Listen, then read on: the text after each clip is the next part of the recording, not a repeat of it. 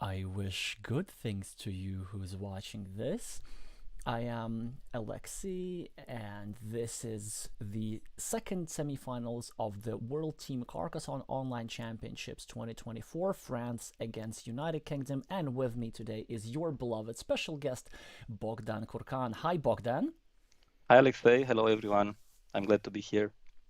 So, in case somebody you don't know, Bogdan's screen name is a Game Over on Board Game Arena, and Bogdan is a long-standing member of the Romanian national team, the national team which had high hopes for this championship, but unfortunately busted out already in the group stage.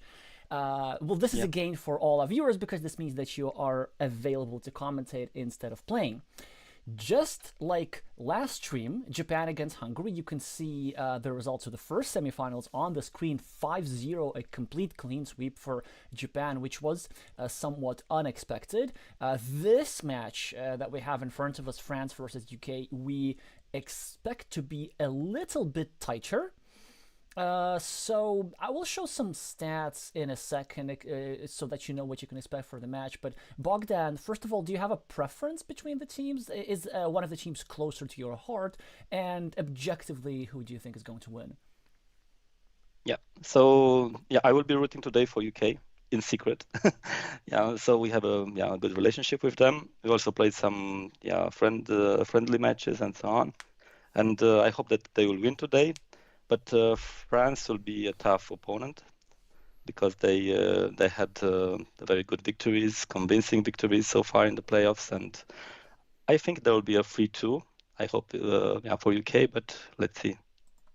I think, well, most of us hoping for 3-2. Hi, Elias. By the way, Elias in the chat has already anticipated that you will be rooting for the UK because, of course, Bogdan has represented UK at the World Championships as a result of coming second in the 2020 Mindsports Olympiad. It was a very weird qualification system. It was the COVID year, so we're not going to go into much detail, but there is a live stream of that somewhere on the internet, by the way, on the Mindsports Olympiad YouTube channel for those of you who are really interested in that sort of history. Well, anyway, here's how we're doing in this stream. So these are the stats that courtesy of the captain of Team Romania. Oh no, sorry, Team Hungary. I keep making this slip all the time. So courtesy of Captain Josef Tihon. So you can see here, first of all, the ratings of all of the players, the ELOs. Well, the ELOs are not that significant because they fluctuate all the time. And you can see that on table number one, we have the French team captain with the screen name Squalas playing against the reigning world champion Matt Tucker with the screen name Statmat, whom you saw earlier today. Both have won most of their games, 4 out of 6 for Squalas, 5 out of 6 for Statmat, slightly higher rating for Matt. It will be, I think, a roughly even game with a slight advantage for the more experienced Brit. On table 2, we have Blitz against Feruz Yaltin of the UK with the screen name Corelli, last year's runner-up of the national championship. And even though Corelli is about 50 points rated, he has been adding to his level consistently, and that's why the captain of the UK team, Dan Chard, who's not playing today, has been putting Corelli a bit more on the lineup. So with a slight advantage to Blitz, I expect there to be an even game. In the first, on table number 3, Nick Basti, the Frenchman who's playing for the United Kingdom this time with the screen name Ever Ever Ever, is probably more experienced than France's 1-3. And even though the ELO is now very closer, the pedigree of Nick Basti is quite something. He happens to be the 2022 gold medalist of the Mindsports Olympiad in London. On table 4, we have the strongest player in France and one of the strongest players in the world, I would say. The a runner-up of the recent Carcassonne Champions League, Vivian Charlot, with the screen name Viv, and the only player with a master rating who will be playing against the national champion of UK of 2022, Chris Wallace, with the screen name Wallace Prime. As you see, so those have a bit of a history in Board Game Arena, with Viv winning 3 games and Wallace Prime winning 1, but these were not official games to the best of my knowledge. There is just some regular arena games, so they don't mean that much. Still, the French player is expected to have a strong advantage on board 4, as he would expect against most players. And finally, table 5, which is, I think, the most interesting table. The table which we're going to watch. So La Hache of France playing against Ishan Malhotra with his screen name Oh Look Cake. I have played with Ishan quite a lot. I think they, well, at least used to be the strongest player in the UK by far. Now this honor probably goes, well, it's like split between Matt, Nick, and Ishan maybe still.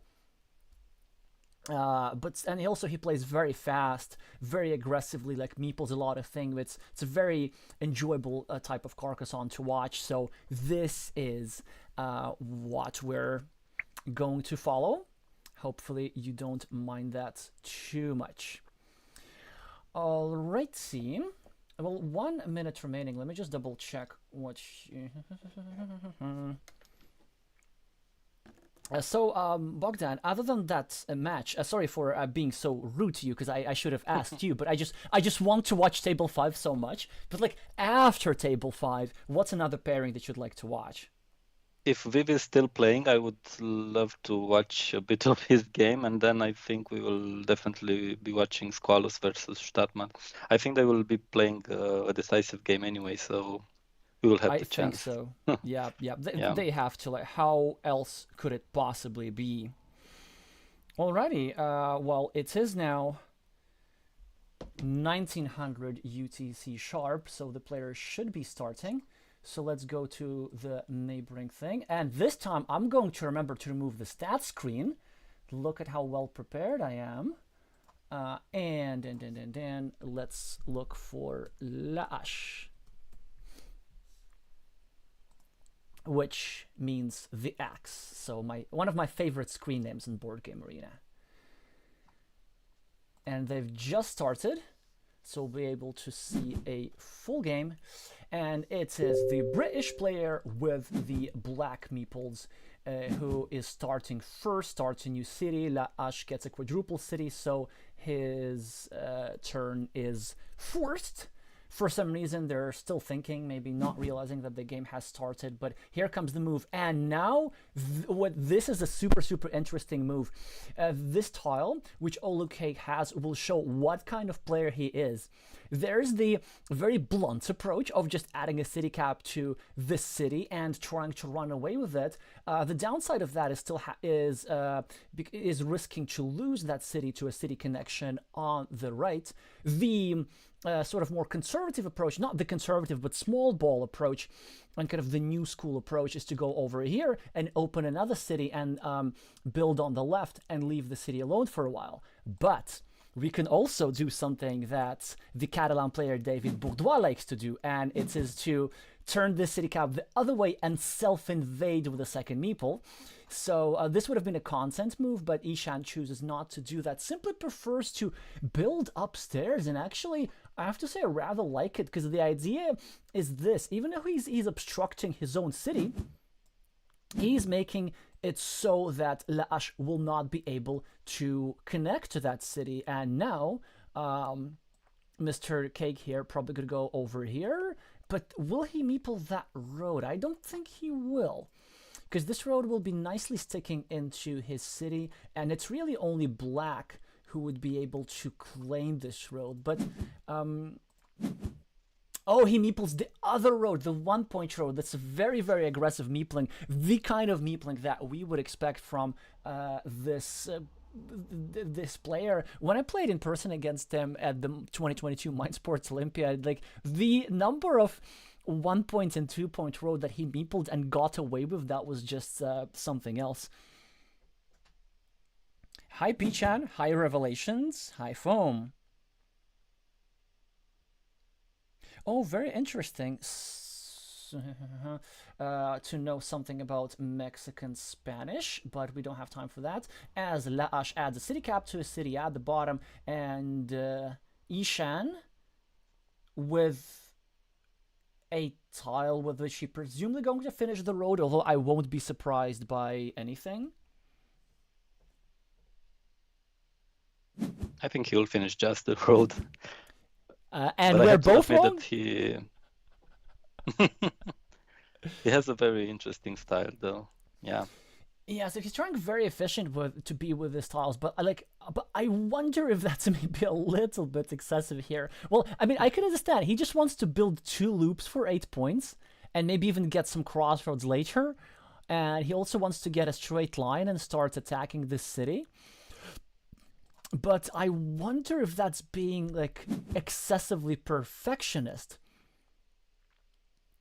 So interesting move from Laash, kind of making it harder to restrict his city, and at the same time starting an attack against Olo Cake City. So now a curve, which Isha needs everywhere. Here, here, to continue his road, because eventually he's going to need to do that. Over here, he could also use this curve to defend this city square, which is about to get restricted.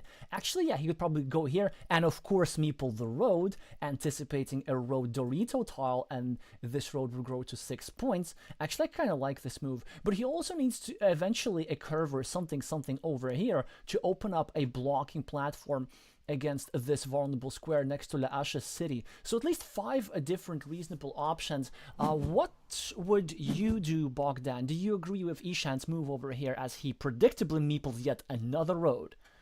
Yeah, not really, because he's kind of all in, so all the tiles are meepled. It's fine for some time, but I see his roads are vulnerable. So, for example, he cannot close the most left loop first because the other road will be vulnerable, and so on. So I think, yeah, in the idea of meepling everything and gathering as much points as possible, yeah, he will get in trouble at some time, at some point. But at least he has the advantage of the beginning where the French opponent had to lose one tile. Of course, it was the quadruple city, but anyway, you lose the tile, right? So I think it's a slight advantage for the Britain.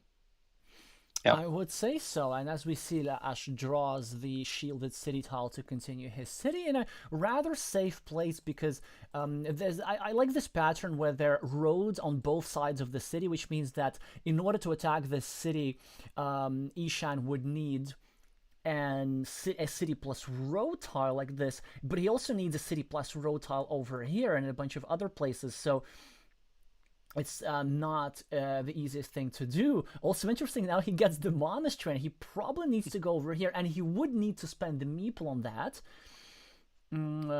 Yeah.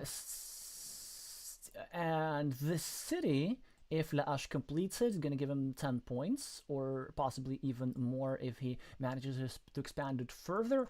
While Ishan, as spectacular as this formation looks, really still has some work to do in order to continue with that formation. Well, the monastery meeples comes down. Now let's see what the Frenchman is made of. I can see a move which no, not well. That's an okay move too. Okay, that's reasonable. This is not what I would do. I would have gone over here, disrupting the loops of the play with the black meeples, but now the loops seem to be alive. Well, as he goes over here, and now now makes it harder for yellow to complete that road. But with that move, yellow had also created an attacking platform against Ishan City over here. So that's working out for him. And now look at this. Laash is forced again. He got the quadruple city tile and was forced to help Ishan. And he got the quadruple road tile and was forced to help Ishan, because now he helped him complete the loop. Of course, he gets compensation of 2 points. And after 16 tiles have been played, he is the first one to be on the scoreboard. So that's nice. Now again, let's see how aggressive Ishan is. I think if you're Ishan, you probably want to go over here and like make one normal move, please. It would be the first one, right? Of Yeah. course, and the monastery was quite logic. I think he will go there definitely because that's the tile he needs there, right? So the cap with the crossroad, it's also nice. But yeah, this is also a shield, and why throwing it? Yeah.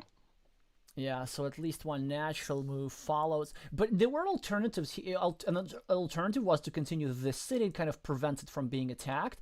And there was an alternative of going over here and investing the last meeple, trying to do something about this. Well, lots of long roads for Ishan. The French axe can either go over here and attack the city, which seems to be a natural move, because if he doesn't do that, then Ishan can get another Dorito tile and cover up the city and bring it dangerously close to completion. But there are some other ideas in this position. He could go over here and maybe try and connect to this little city piece, or he could do this, which is a very, very interesting move. He's controlling two of black's meeples with one yellow meeple. Certainly very interesting idea. And I think eventually there is also he has some chances of getting a triangle tile and a city crossroad tiles, meepling this road maybe even, and then finally getting the starting tile to connect to this road and to finish the city. So this move may look very weird, but it's not that weird. My only criticism to this move is the fact that attacking this city was more urgent, so I take some issue with the prioritization here, because I mean, Ishan is really dangerously close to completing this city, and even if he doesn't complete it, it's already worth 8 points. With a couple of extra tiles, it's going to be worth 10, 12 points, and yellow needs to connect to the city eventually. Yeah, I agree. So the most highest priority was to attack the city, the right. But let's see how the things are turning. Yeah, so Later. again, I know, like, I already love this position. I think we've picked the table to watch excellently because first of all, weird moves, right? And like weird moves, but also in a good way. It's like there are ideas behind these weird moves, and Ishan has rather unique playing style. Now, several options here for Laash. Like you could just start a 4-point road. There is no shame in that, or maybe attack Oluk's Cake City, or maybe just continue his own road, or maybe do something more creative. For example, meepling this road for 4 points and sticking it into Black City. At the same time, kind of controlling 2 squares, one next to Black's Monastery and one inside Black's City, so making it harder to complete. And with 5 meeples in hand, he can surely spend some meeples. But that's not all. Well, he goes for the sort of regular move with the curve. But there were some other alternatives. For example, he could have gone over here, starting to block his square, banking on the fact that this quadruple road tile has already gone out. Well, this would not have worked as Ishan just drew the barbed wire tile, which would have gone over here instantly and helped him recuperate the road meeple. I have a feeling that this tile is going to go here anyway. But there's also an alternative way of finishing this road. He could go over here and place the city cap downwards with the idea that he could draw another dagger tile, complete this road, and then meeple this 4-point city a little bit later. And of course, there's the idea of simply finishing his city at the top. But given that tiles with crossroads are few and far between already, 4 out of 4 crossroad tiles have been used up. This is the tile that I expected. I did not expect this orientation. Honestly, I rather like it, I have to say. Bogdan, did you see this coming? Yes, no, I did not see this coming, but I saw it. I saw it being placed. So, yeah, a bit weird. But it's also this a move with position an idea. the Brit somehow forces. Yeah, it is with an idea because there are plenty tiles to still finish the road and also take that city. So it's but this will somehow endanger the other meeples while so. Yeah, and I think, well, obviously Laash is now starting to block, but now, because Laash is starting to block here, this city cap is still completely free. So, making many of your meeples vulnerable actually has a point.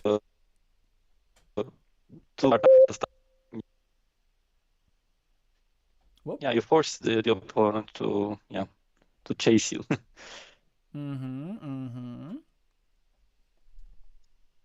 But now the second monastery. So if he will drop the second meeple on the monastery, then I think he will get in trouble if not drawing the starting tile quick. So I don't know. Let's see.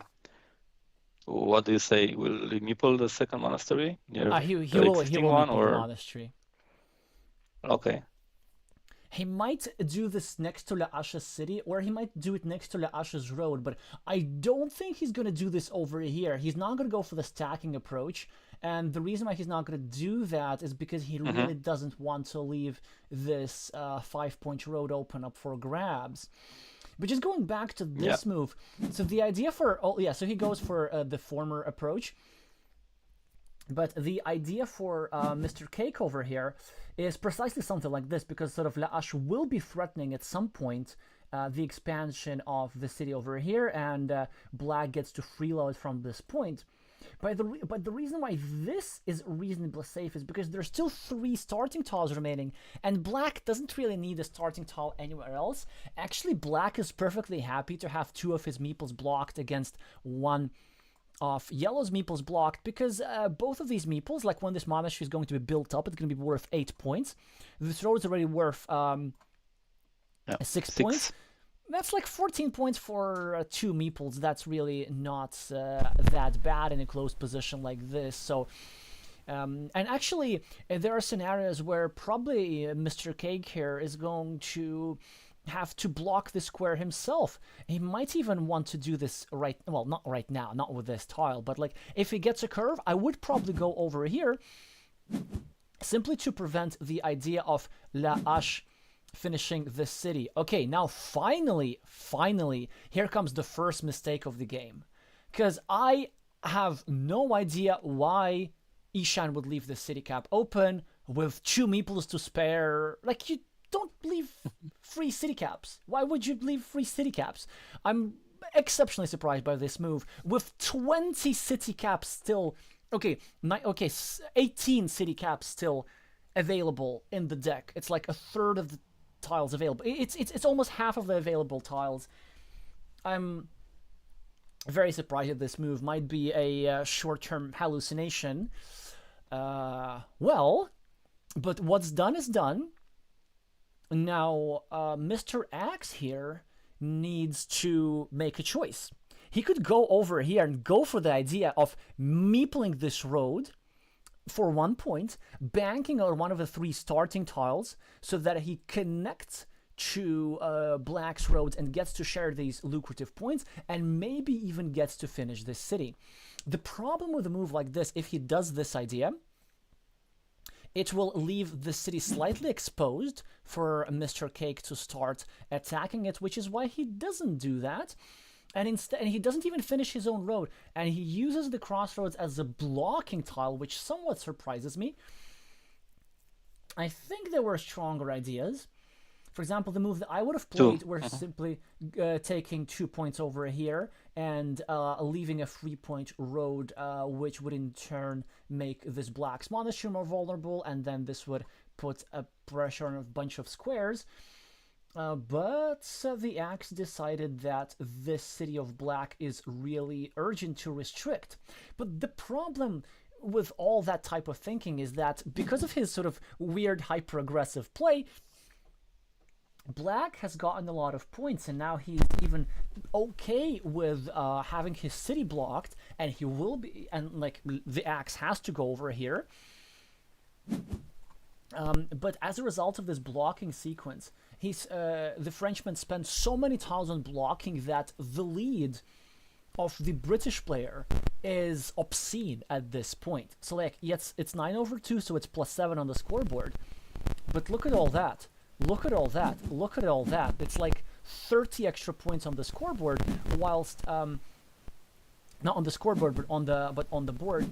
And whilst the Frenchman has the meeple advantage, it's really a long time before it can be utilized. And finally, this move pays off as Mr. Cake draws the starting tile to take advantage of this city cap and getting 4 points. So very, very efficient. So far paying off 11 points on the scoreboard. This game's very close to getting one-sided. However, because Ishan conceded this city cap at the top, which I'm still baffled, by the way.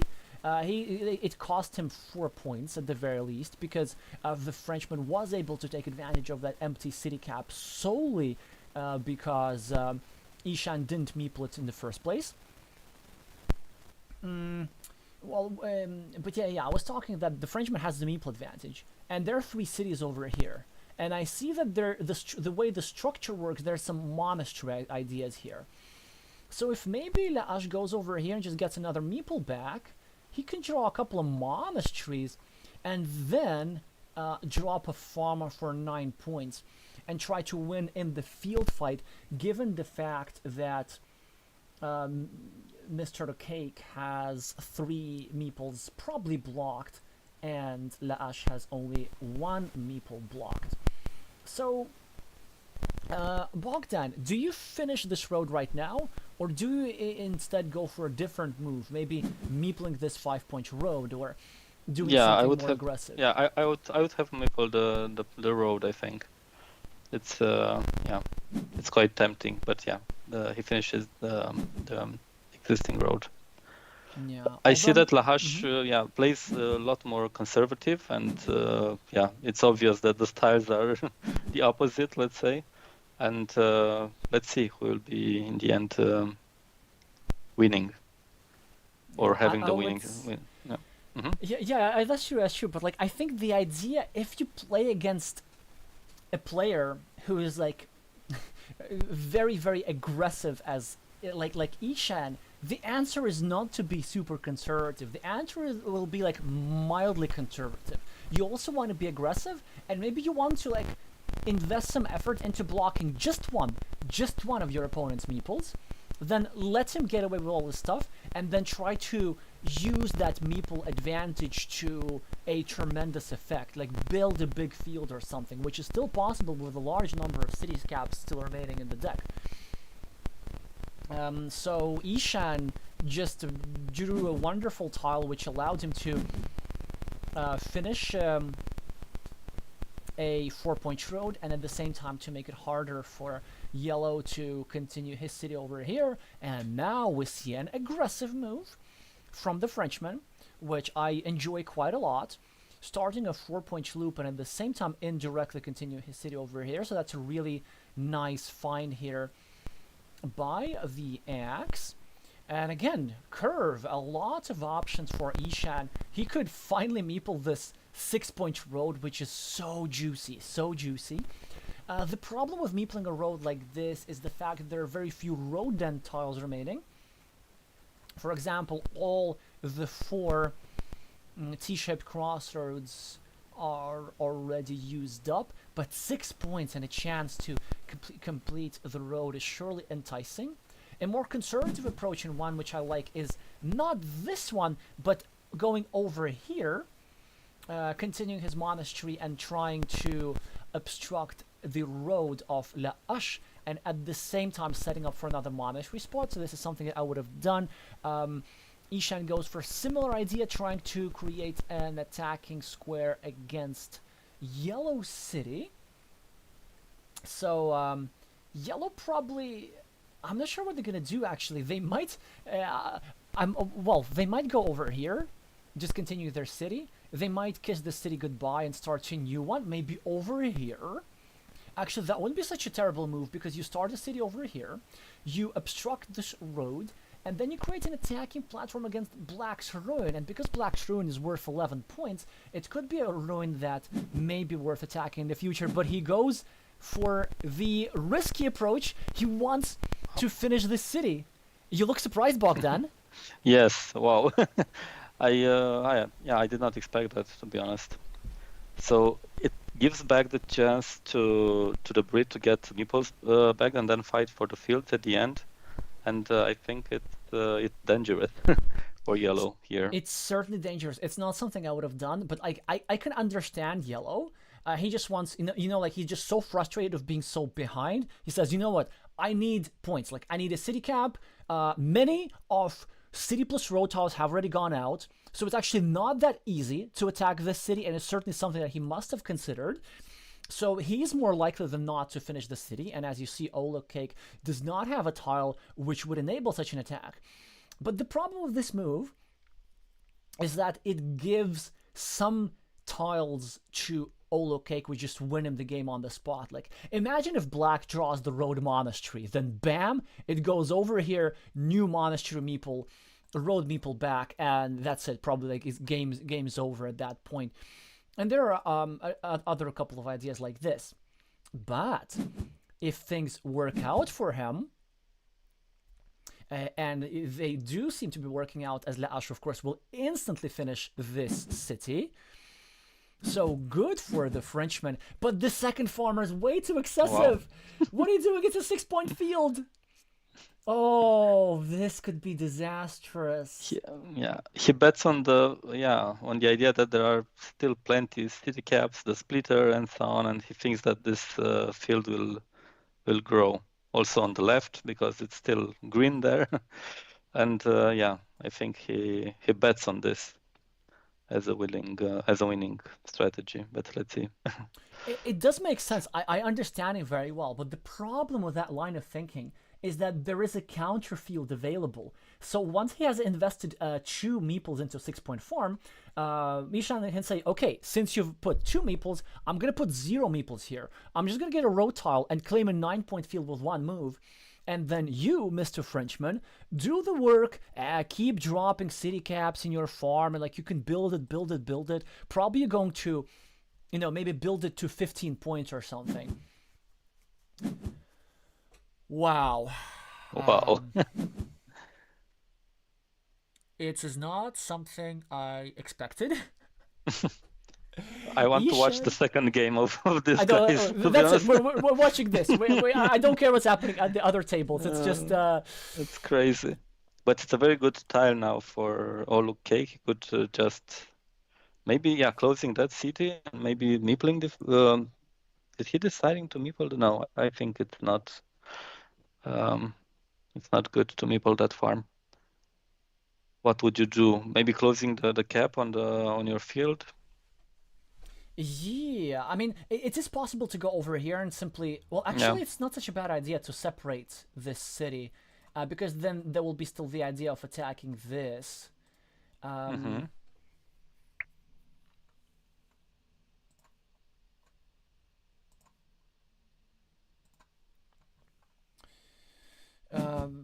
Yeah, but then it also has the downside. For example, if Leash manages to complete this city, it has, which he does. We see another farmer by the Frenchman. Then suddenly this farm at the bottom looks genius. He has enough meeples to secure the farm and maybe to further extend it. So it has potential, knowing that there are a lot of city caps still in the game. Let's see. But it's a 6-point farmer. Why not? Elias is suggesting in the chat farmer on the outside, hoping to basically anticipate the Road Monastery, because in case Ishan draws Road Monastery, then Leash will be able to connect over here. But I'm thinking, I don't know, do we even have to do that? Actually, do we have to drop any farmers here? And he doesn't. Figures that 3 farms is a little bit too much, but now Ishan is able to still sort of kind of save his monastery if he so chooses. I probably wouldn't bother. I'm actually okay with these meeples being blocked. I would maybe go here or here, just trying to finish my other monastery, get some extra meeples, and simply be happy with the points I already got secured. But yeah, the reason why we're so surprised by this Ishan's move is just it's so volatile. It's basically asking for this road monastery tile. Well, I mean, if black does draw the road monastery tile, it's almost game over immediately. But if yellow draws the monastery tile, the idea is that yellow will be expanding black's field. But this expansion doesn't matter, because black can expand this field like this, so... Yeah, that was a bit unusual for a move.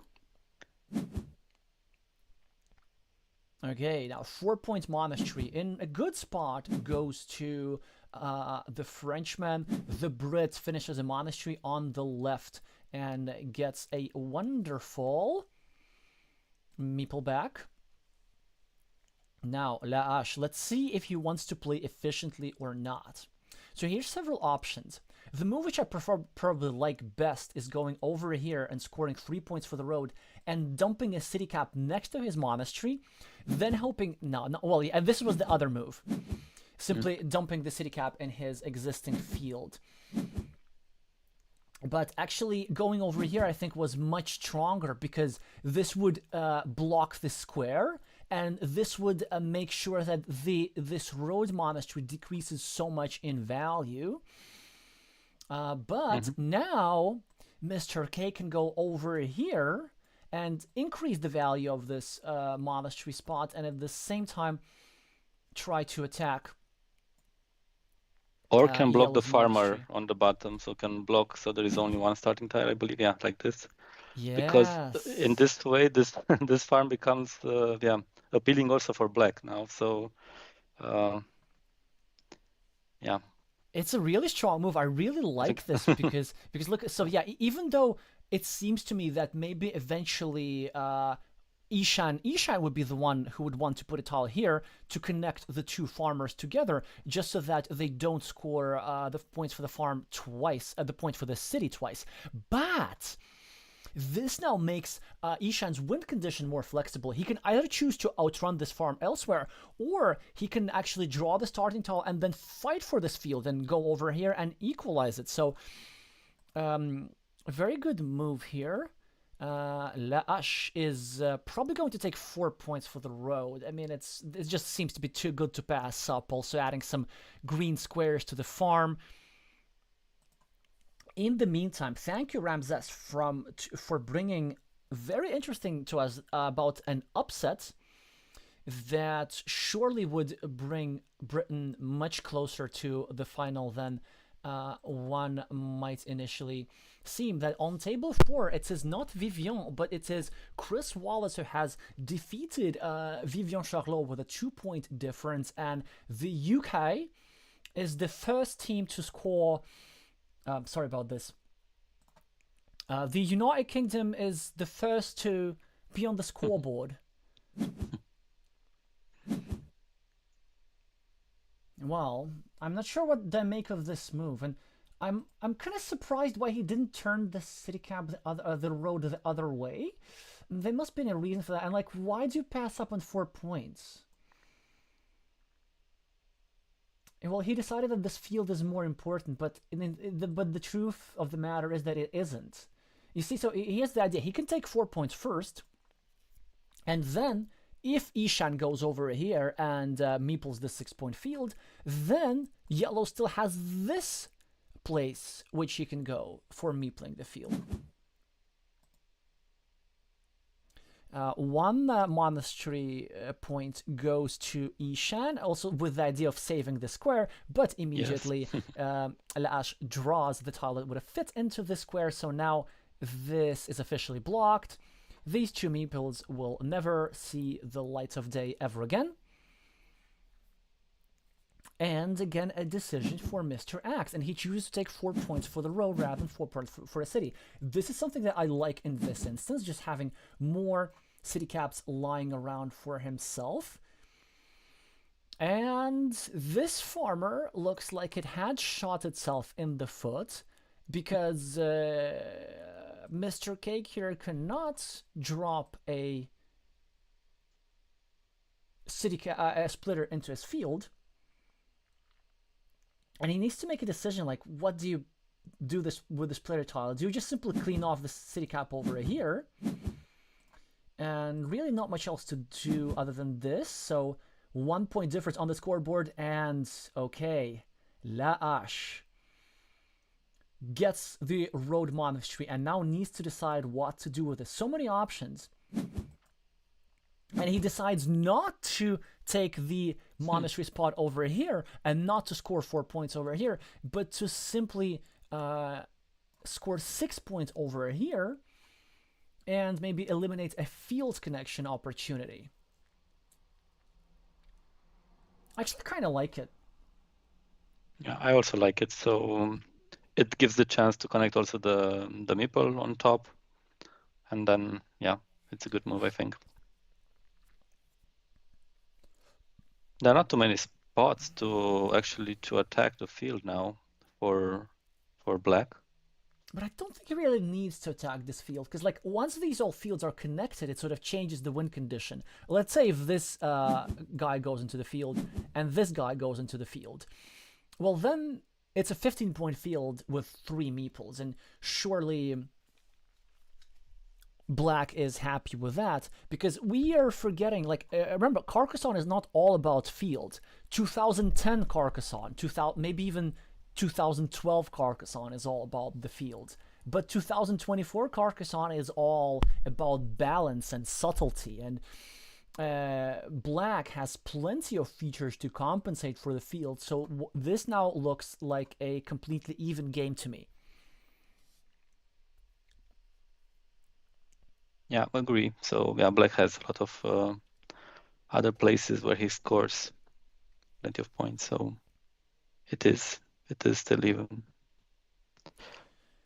So vanilla city cap for Laash, and the options are either we take 4 immediate points over here, or we maybe go over here and drop a city cap into our farm next to our monastery, hoping to score some more field points later.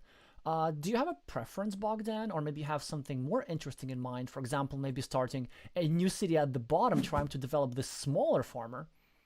Yeah, I would develop the smaller farmer because he's kind of doomed there for now. So I would expand the field on the bottom. Smallholder farmer supports small businesses. Expand them slightly.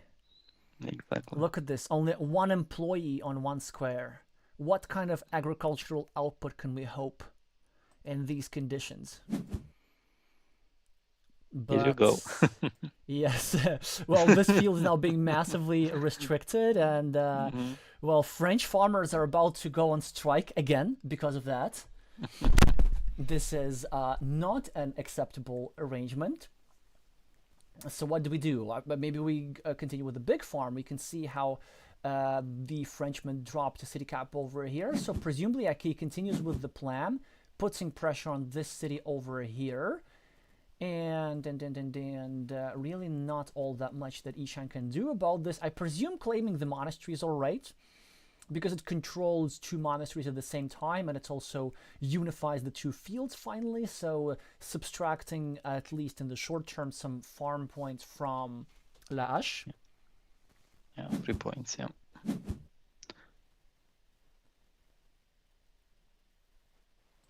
A wonderful Dorito tile for the yellow axe, as he'll probably going to go over here, blocking this city completely. Completely, yeah. That's a permanent block.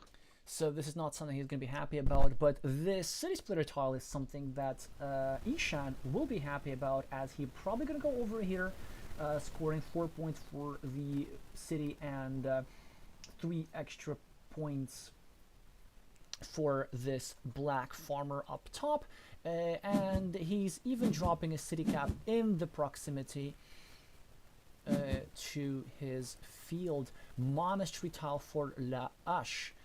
Where do we go with it? Do we meeple a monastery? Actually, that's a good question.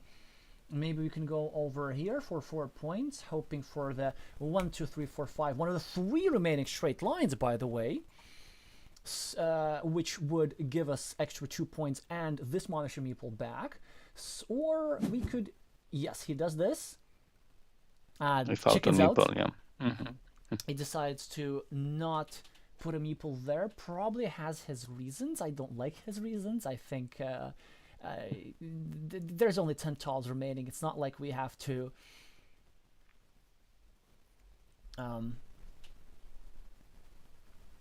care too much about the meeple count at this stage. Ishan will presumably expand his field at the bottom, but it's also a question whether it's worth expanding, because if he does this, then immediately La Hache can go over here and drop a farmer and trying to connect to this 12-point field. And it's even a question if he wants to even finish his monastery. He does not hesitate to do so. Maybe decides that he does not need to attack the field in order to win. He could be correct, but this is way too quick of a decision if you ask me. As Ishan gets more city tiles, some ideas of what to do with it, so he could probably score some quick points over here, or maybe even go over here to secure his 12-point field. The choice of the correct move it depends entirely on the current point count and of course on the remaining tiles. I'm not sure if there's a city cap remaining to finish the Frenchman's city. I do believe there is. I can see at one at the very least.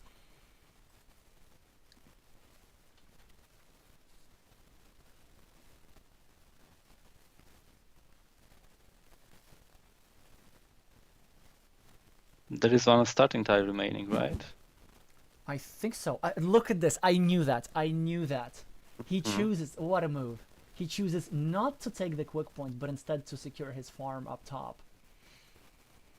Yeah, not only is there a starting tile, but there's also a barbed wire tile as well.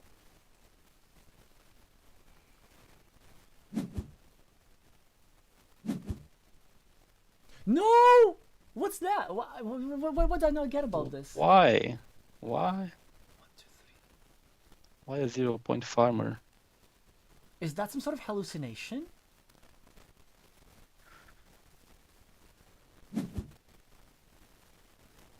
Yeah, look at this. And he also gets his city blocked. Well, the Frenchman must know something that I don't.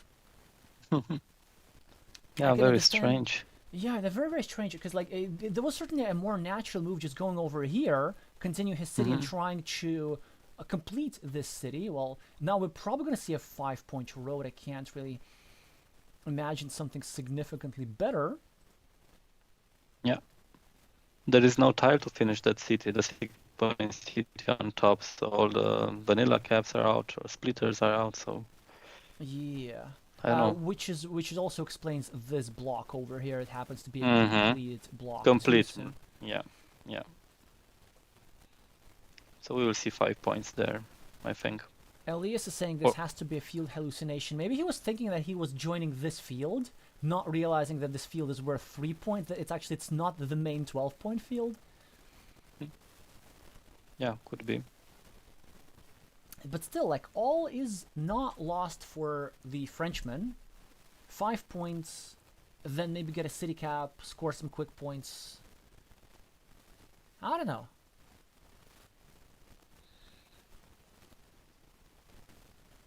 He does have a good farm at the bottom. Ain't nobody can take it away from him.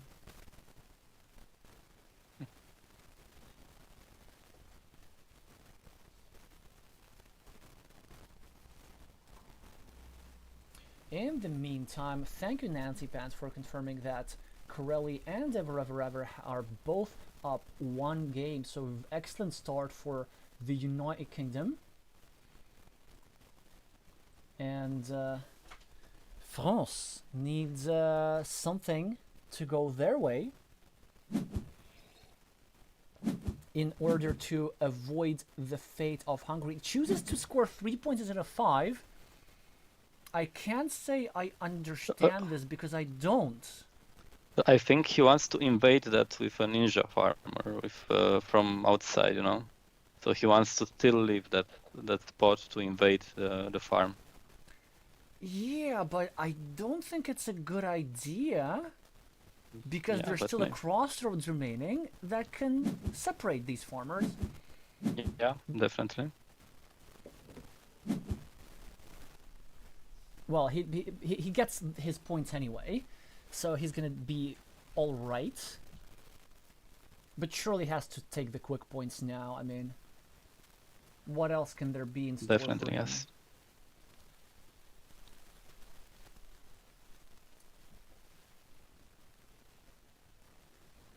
So yeah, this is unfortunate. Well, it might actually end up not costing Laash so much because he's not gonna have a meeple deficit as he is able to spend a meeple every step of the way. And this move is still a good move because it was blocking a city cap, potentially on Black's field. So he actually might not have to suffer. Yeah, he knows that there are no more city caps, and that's why he left it like that. I think, right, there are no more city caps, so both starting tile and this crossroad cap, yeah. Ah, but now this will cost him because look at this. These 3 Yes. points that the Yeah. Frenchman took over here. Now Ishan can take advantage of this tile and get himself 2 extra city points compared to what he would have gotten. Ay, ay, ay, ay, ay. Well, the Frenchman can, if he wants, expand his field and score 3 points for that farmer. Yay! And this would be a 5-point move because he would also be meepling a 2-point road. A range of 5-point moves available. Maybe just meepling this 5-point road outright, or going over here monastery, meepling a 4-point road. Probably the 5-point road makes more sense. I'm not exactly what the very last tile is. What is the last tile? Counting. Is that a straight road? 1, 2, 3, 4, 5, 6, 7. Yeah, I think it's a straight road. Yeah. Which means that there's only one correct move. He has to go over here to prevent Ishan from going over here and meepling this road. Yeah. That's a bit of an endgame puzzle here for Laash, which he needs to solve in 20 seconds. Actually, yes. No, no, no, no, no, no, no. Well, let's see if it lost him the game or not. Because, yeah, Ishan gains an extra point comparison to what he would have gotten. Because he's meepled a 4-point road instead of going over here and meepling a 3-point field. So that's an imprecision by the Frenchman. Well, this meeple ended up being not so disastrous after all, even though, of course, it was definitely a hallucination. But let's see what the final score is. I do believe that the Brit should have it. That initial ruin was just worth too many points.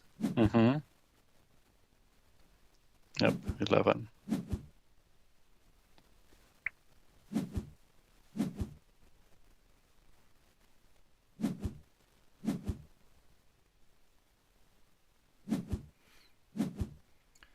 Yeah, so 11-point difference overall, so it's not as close as we thought, which means that, of course, the Frenchman needed to attack the field. And actually, the Frenchman would have won had only he turned the Dorito tile that way, because he would have gotten the curve and then connected to the field later, if, of course, he was not going to get blocked. It was... well, a lot of good things needed to happen. Alright, so Ishad was offering a break, but Laash is saying that they're ready to go in just a few seconds. And and we'll be following this duel. It doesn't matter what else happening in this match. Like, that opening was so weird, and it ended up working wonderfully in Ishan's favor. So, one of my favorite games to have watched in this tournament. And UK gets yet another point to their scoreboard. So I'm wondering what's happening on table 1. Oh, and Squalus won at 9-point difference. The 1 point for the Frenchman against StatMat, giving France a glimmer of hope in this match. Still, the night is young, and we are going to jump right into the second game. Well, not yet. It has been created. It will very soon be started. Please, Board Game Arena, change that interface. Yeah.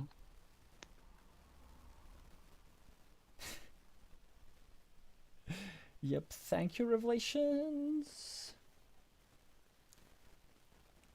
Oh, Elias is saying something interesting. So basically, the choice of the last move of the Frenchman was kind of psychological. So he made a move, instead of claiming a 5-point road, he decided to score 5 points by expanding his field to 3 points and meepling a 2-point road, so 3 plus 2. It's sort of the same point scoring move, but it's a psychological reason because it sort of kind of justifies your 0-point farmer in the first instance.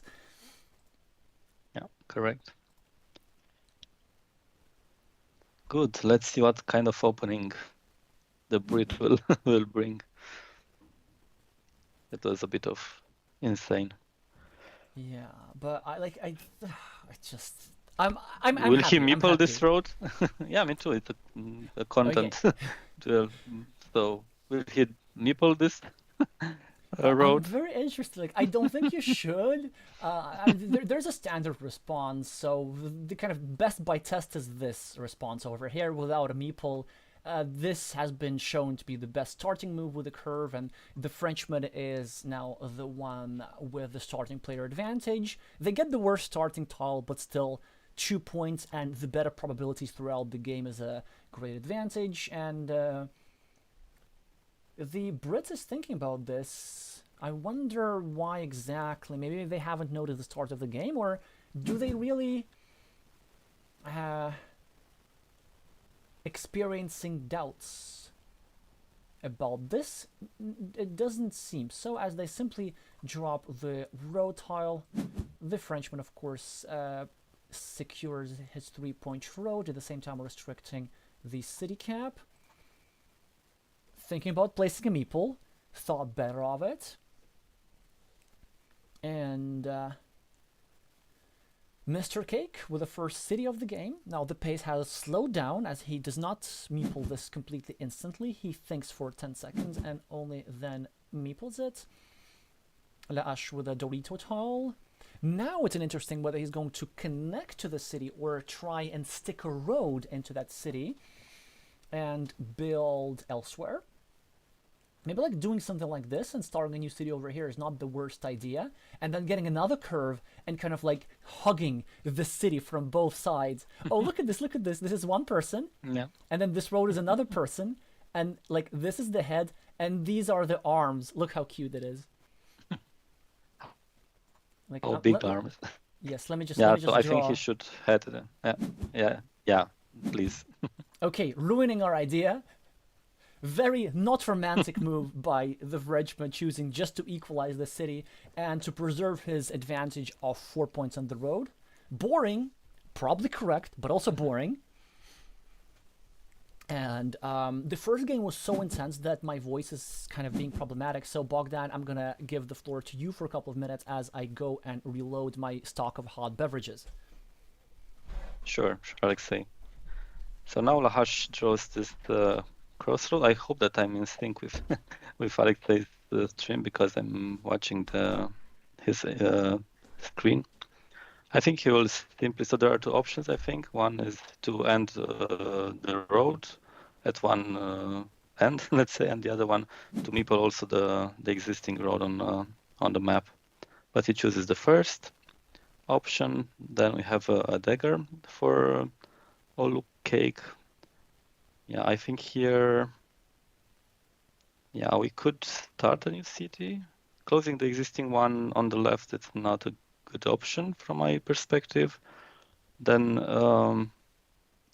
I think he will hope for the splitter tile, so maybe grabbing the 10 points from the city, so not placing this dagger there. And I think, yeah, just starting a new city on the bottom right.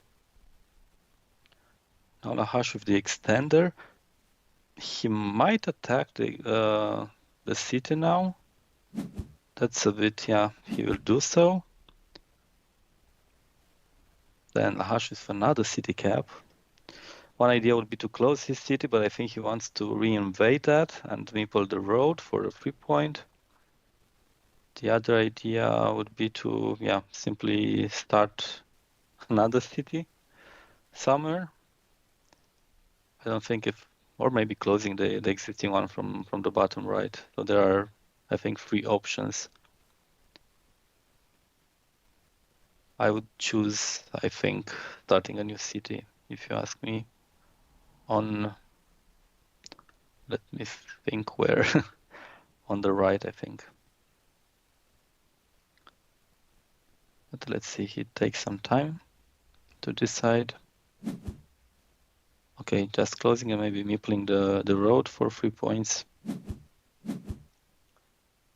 Then let's see what the French player gets.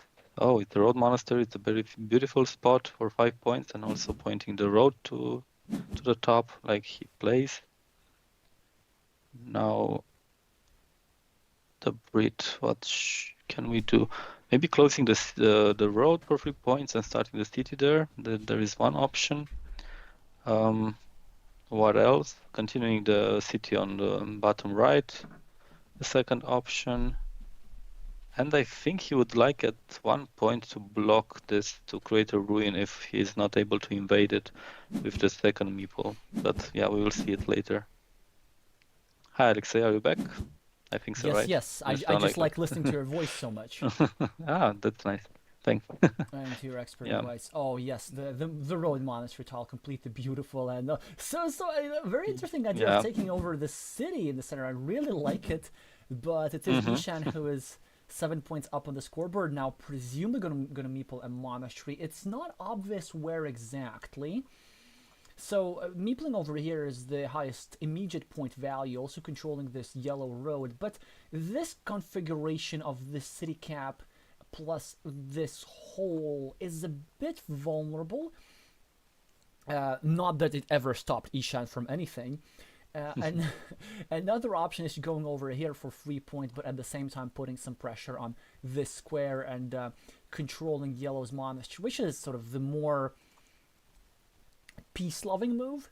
A third option is going a full Ishan and going over here for 2 points, but exposing some of the squares next to this city ruin. I think he will do the later. He will just, maybe meepling the 2 points monastery and then invade I hope the city. he does it. Well, instead looks like something's becoming boring. But why Ishan? Like the weird strategy, it worked out perfectly in the previous game. He now made like the most boring conservative move ever. Like decent move, but you know, are we here to play Carcassonne or what? Yeah. Now Lahash will just close the road, take 2 extra points and 1 point for the monastery, but there are 2 monasteries there, and trying to create a platform to invade with road. That's interesting choice. I would put there a field because there are a lot of Doritos with field more than with road. Well, yes, exactly. And he wants. So I think it's Yeah, exactly. But like there are more Doritos with field more than with road, so that's why he wants Ishan not to invade this city. It's Lahash. Sorry, I was It's hallucinating. I thought yeah. it's black. Yeah. It's Yeah, perfect. exactly, Yeah, but like with the perfect. colors reversed, the move that you're saying would have made more sense. So he's thinking the Yeah, same as you. Um, yeah. but That's also like there's some more merits to this move which I really like. It creates a monastery spot next to his own monastery, and the plan is to place a tile over here. And then to finish his monastery with another monastery, but at the same time equalizing Black's monastery over here. So having 9 points basically for free. It's a bit complicated to explain, but there was a lot of thought behind this move. Also, some of our viewers may be surprised why he didn't go over here and finish this road in the first place, trying to attack this city as well. And the answer is, well, I don't know. It's a prioritization thing. Had he done the other road, it would not have been actually that bad.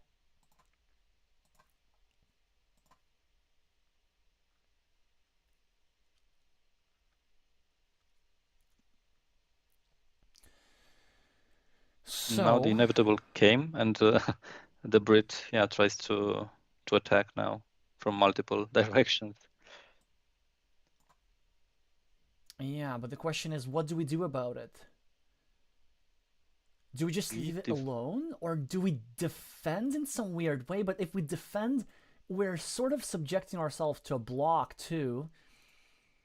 And if we defend, how do we defend? Do we want to leave? Do you want to fight for one of the triple cities, regular triple cities, or one of the road triple cities? Or do we just leave it alone? Well, it's too vulnerable, so I think if you leave it alone, then the opponent put the city tile and quadruple city. So I would put with road, because it's just a feeling. I will or with field. Let me think. So my opponent had already one with field. Okay, he chose with road. Now I think it's time for all cake to arrest, but not with this tile, of course, the city. Problem is there are two places, so if he attacks from one side, then Lahash could simply re-attack. Okay, then Lahash maybe does not have the chance to defend the other side.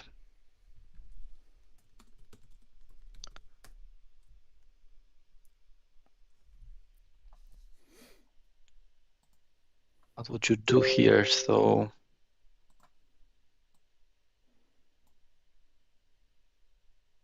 I would. I don't even know if it's a good idea. So for sure, me playing a city cap out of 2. But I don't know where is the You don't want to put it around your city for sure, and you want to defend the possible attack, but not with this tile.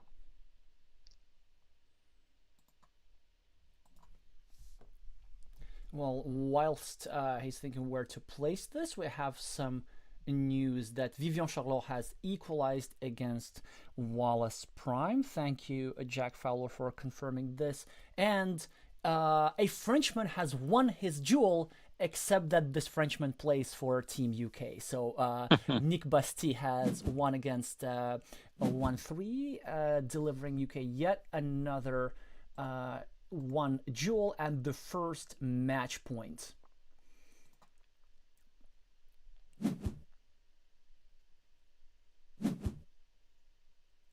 So finally, a decision had been made by the Frenchman to place this city cap. Actually, he draws yet another city splitter, which I think he needs to find a move. He needs to find a difficult move. He needs to actually, I think, go over here with the field side to the right, slightly obstructing his road, but then hoping to get a Dorito tile or something like this to block this meeple, but he does not find it.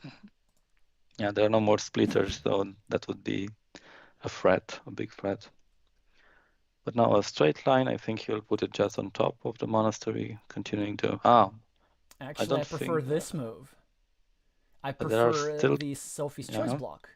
Because if K goes over here, then he'll make sure that there's going to be only... then La'ash is going to need the same tile in 2 places, and there are only Yeah. 2 of those daggers remaining. Or he might not do that. He might actually place the line on top of the monastery and then try to do something about blocking later. But he wants to take care of the blocking first. La'ash now, well, probably needs to finish his road. I really don't see anything else for him. Could also finish the monastery, but seems like a bit of a waste of a crossroads. Especially the nice added value of it is putting some pressure on Mr. Cake's city at the bottom. La'ash plus 18, and look, and and now we're gonna see the problem with this move over here. Ishan, who plays efficiently, he's not gonna continue his city like this. Instead, he's gonna go over here, potentially bringing an extra points to his city. That's how this works. Yep. Now La'ash,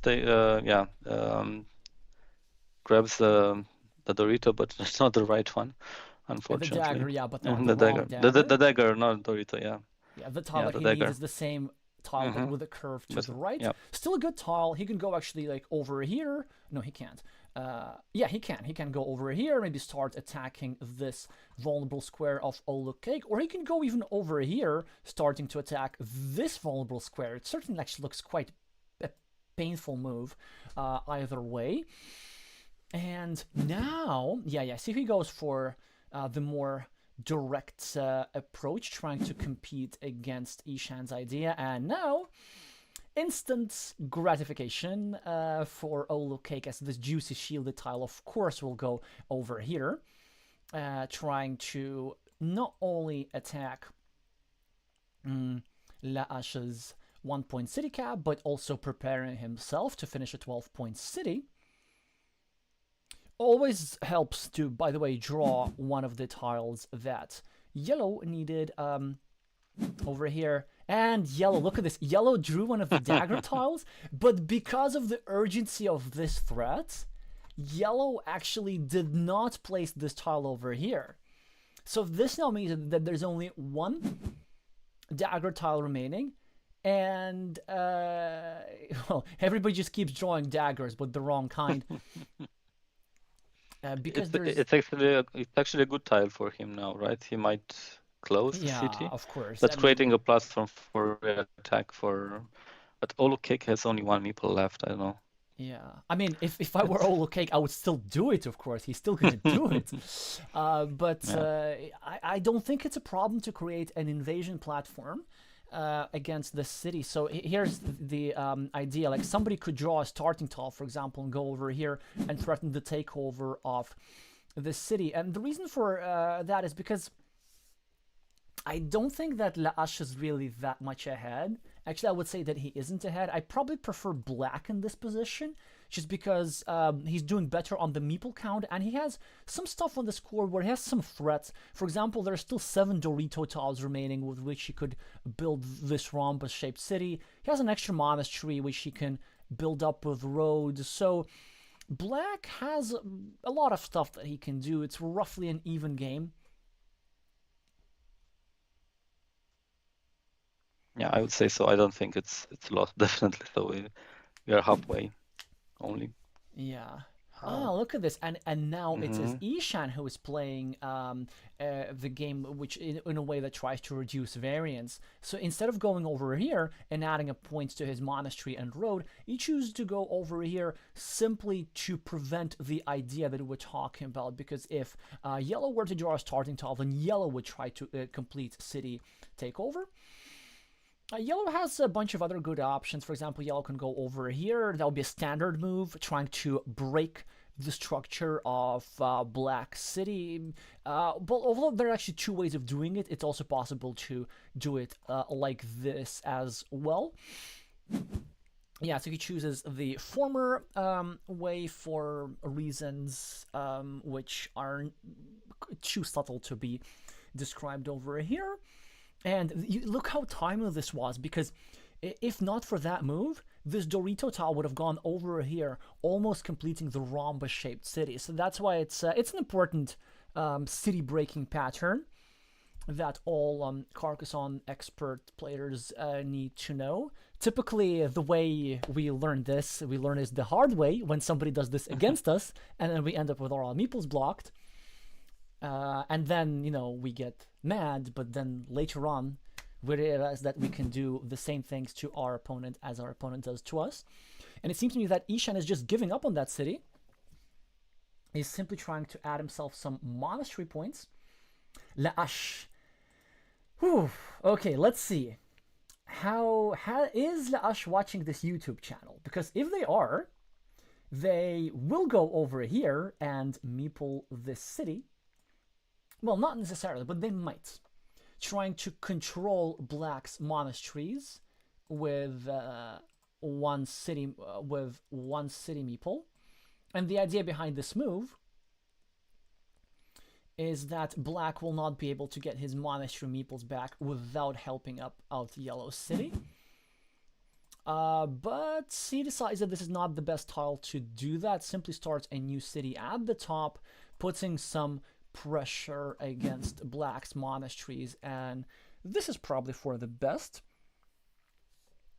Elias is saying, I thought that Evercubed was Austrian, and NBA is saying, why not both? Yes, exactly. He's both Austrian and French. Sometimes nationalities work that way. And thank you for confirming, Jack, that Blitz has brought some joy to French fans by equalizing the score against Firuz Yeltsin on board 2. Maybe we'll catch a glimpse for that. And Ishan is creating an interesting way to defend his monastery, so not continuing his road, because if he goes over here, then he will subject himself to a blocking attack. But La'ash now finally invades the city of Black and places a meeple on this 4-point road. And you know where you should place a meeple? On the like button. If you want the algorithm to ever show my videos and live streams to anybody ever again, you liking this video is an absolute necessity. 2 quick points go to Mr. Cake. La'ash, with a shielded tile, now needs to decide whether it's worth to invade this city, or maybe just simply continue his city at the top, like this, preparing to finish an 8-point city, or going for the Ukrainian technique move, going over here and actually trying to build a rhombus-shaped city around the 2 Black monasteries. It's a tricky decision. Do you have a preference here between these moves, or do you have some other ideas, Bogdan? Yeah, I would have continued also as he did, but maybe on the other side. I did not count all the city caps, but I think I would have done it on the other direction. I do prefer it on the right, because if you place it on the other side, you're susceptible to a complete block. With a giraffe's neck or with a cow tile, with a triple city tile, no, you're right. It would be possible to completely block this square and there are no splitters. Upstairs meeple. Yeah. Actually, it's very important to recognize, once there are no splitters, these type of blocking patterns become more dangerous, and so it really changes the dynamic of the game. It changes how these little cities need to be built. And so that's why it looks like this square is slightly restricted, but actually this way of building is slightly more safe. And speaking of safety, it's something that Ishan is thinking about when taking these 2 points over here. In a particular orientation, he's trying to prevent his city from getting attacked. And actually, there's a really good pattern which he could go for that could make the city complete without ever exposing it to an attack. If he gets a triple city like this, and a giraffe's neck tile like this, and a triangle like this, then he will finish an 18-point city without giving his opponent a chance. So, this is exactly why yellow is trying to create an invasion platform over here. But Ishan does draw a tile which is very similar to the giraffe's next tile. It's like, well, giraffes. I know. I hate the idea of something bad being done to giraffes, so that's why I'm not going to even say this. But yeah, and he now one tile away from completing his city, and this is now starting to look quite dangerous. And that's why it's so important that the French player managed to play this move on the previous move. It was crucial because now at least there's a platform for him to do something about this. But he does not place a meeple here. What do you think about this, Bogdan? I think it's. I would have placed the meeple, to be honest. So there are a lot of triples in the game, also the quadruple city, and that was the only threat for yellow. So I think I would have meeple that. So in case now, I don't know, black draws a triple city, then it's very, very dangerous, and he probably will finish the big city there. I'm actually thinking, does he want to go over here maybe and try to create a 50-50 situation? Because there's still the quadruple city, for all we know. And if he goes over here and draws the quadruple city... No, he doesn't do it. But then, like, you know why I have a problem with not meepling this, Bogdan? It's like, what are you hoping to accomplish? Like, what kind of tile are you hoping to draw other than the quadruple city itself that would complete the block successfully? Because there's still 5 big tiles remaining, and like eventually Ishan is going to draw one of them. 5-point road goes for Ishan. Laash finishes a 12-point city at the top, renewing his scoreboard lead. Ishan now has a choice, actually. So Bogdan, how about we don't finish this city, but we go over here, and we sacrifice this one meeple for the quite high probability of finishing this larger 20-point city. And this is exactly what the British player does. Excellent recognition, counterintuitive moves. Looks like he's hurting this meeple, but in reality he's absolutely happy to throw this little dude into the fire just for a way loftier goal. So there's now no way to completely block this city. Sure, Laash could, in theory, draw one of the one and only remaining Dorito tile with the road and place it over here, minimizing the chances of Mr. Cake to complete this city. But there still would be the quadruple city tile available for him. But that's not all. There on this board, there's the hidden forced quadruple city tile motif. Imagine if this city cap is covered up, then suddenly the only legal place on the board to place the quadruple tile would be over here. So Ishan, in some scenarios, would be able to force the Frenchman to complete the city for himself. I have a feeling that Ishan is turning this around. Yeah. Well, this is it does not happen, but Ishan does complete the city. It comes at a cost of this meeple, but points are more important than meeples in Carcassonne, and the stinginess of the French player will cost him dearly, as it is Ishan who is ahead on the scoreboard.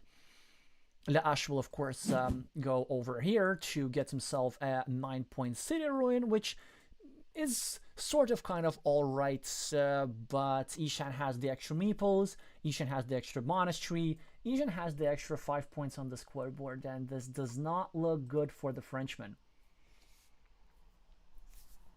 Or does it? Actually, Bogdan, Yes. do you? I mean, I would say that the Brit has an advantage in this position, but it's not like that big because so this meeple is blocked for 1 point and this meeple is blocked for 9 points, so it's like plus almost plus 8 magical points on the scoreboard for the Frenchman, which would make the score 53-53. And the one extra thing that Isha has going for him is the extra monastery, but this extra monastery is roughly worth the same as this field, and he also has an extra meeple for which Laash has the 6-point road. Now probably Laash is going to go over here and then meeple one of these little fields. Yeah, decides to meeple that field on the outside, and suddenly the game is equal again. Mm-hmm. Yeah, I think that Black should finish also the monastery, or try to finish them quite fast. Yeah, it does look like a good tile to do that. Mm-hmm. For example, if you go over here, you actually leave yourself a chance to get the Road Monastery, which would give back Mr. Cake a significant advantage. But Laash draws a wonderful tile, City Cap, to use over here for 7 points, 4 points for the city, 3 points for his little field. Well, these guys are going neck and neck, creating threat after threat after threat.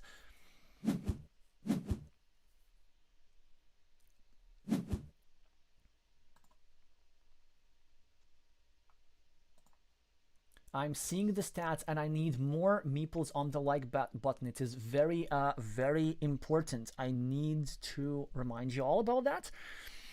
But in the meantime, Mr. Cake, I think, has a super, super strong move, which is not easy to find. But I would love to see him play it. And the idea that I have over here, he could go over here for 5 points, for 6 points, meeple this little farm with the idea of connecting to this farm over here. But the other purpose of this move is preparing a monastery spot next to his monastery, because there's still 3 monastery tiles remaining, 2 regular monasteries and 1 road monastery.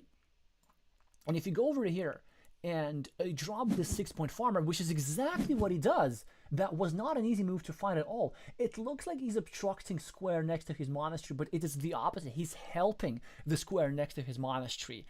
And Laash now needs to have some sense of danger. Elias is saying in the chat that Laash lacked a sense of danger here in the city, and it is absolutely right. I think there was a really massive problem over here, but with this tile he needs to come up with something.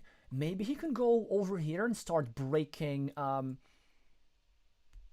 Black City, potentially blocking the square and not allowing this monastery idea up top.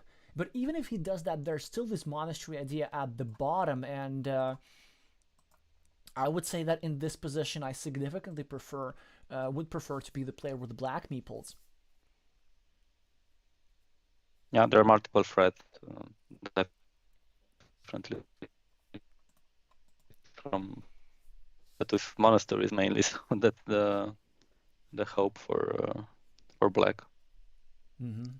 But actually, that's quite, I know, it's not a very good tile for yellow again. So as you said, he might try to block 2 meeples on the top right. Yeah. But he could also try to block 2 meeples on the bottom right, given that 4 out of the 4 vanilla city tiles are out. No, only 3 vanilla city tiles are out, so that doesn't really work. Yeah, so he's probably going to need to go over here or something like this. Laash est en train de décider qu'est-ce qu'il pouvait faire avec la vache. La vache means cow, and this is the type of tile that he has in his hand. Decides to simply drop it. Don't meeple, don't hallucinate. This is not the same field. Okay, good. But I wonder why he didn't go for the breaking move, because now Mr. K can go over here and you have yet another threat. 6, 7, 8, 9. Ah, no! But there are no Doritos left. This is the last one. Oh, Yeah, this was so interesting. smart. Yeah, that's why he recognized that there's no point in trying to block the city because there are no Doritos. And this rhombus city idea is not possible. However, it's still possible to finish the city with 2 city caps. For example, with 2 vanillas. 1 city cap, another city cap, farmer goes here, monastery goes here, bam, bam, field invasion.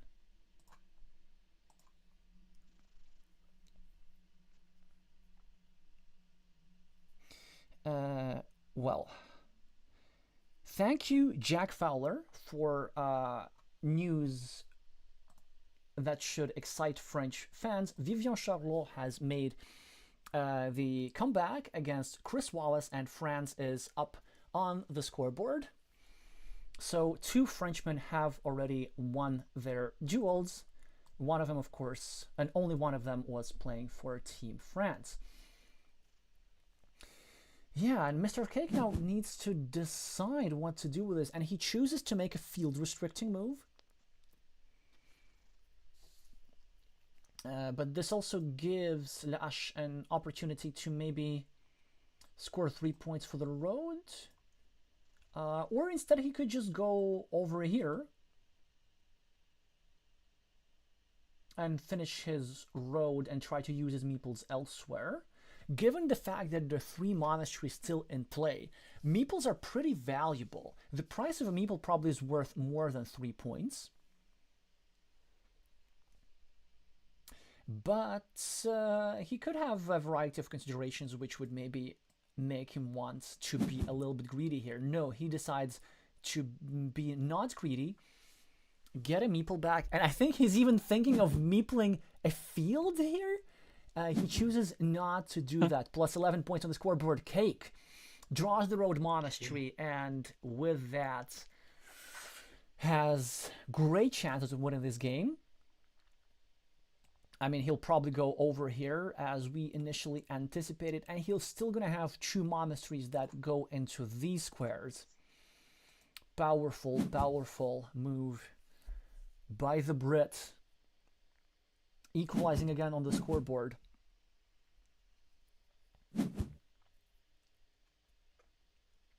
Okay, now La'ash needs to do something serious. Needs to spend a meeple on almost every move. And the move that I do see is maybe going over here, meepling a 6-point road, and then hoping to block. Yeah, this there are no monastery tiles. spots. There are no tiles there. There are no curves and monastery road. So he blocked permanently that meeple on 6 points. Okay, so But that's something. yeah, but now the second monastery for black, and that's Yeah. And like crazy it justice. looks lucky, but it's not lucky at all. It was just a matter of time. And bam, bam, bam, bam, bam, bam. Look at this. Such a beautiful formation of monasteries. I haven't seen this pattern in quite a while. But La'ash is actually not doing all that bad. He needs to maybe go over here and claim this road at once. That would give him, what, like 6 points for the road? And that would drop a city cap in his field, which he could claim later on, given that there are 2 vanilla city caps still remaining. Oh, instead he chooses to claim yet another field. Okay, okay.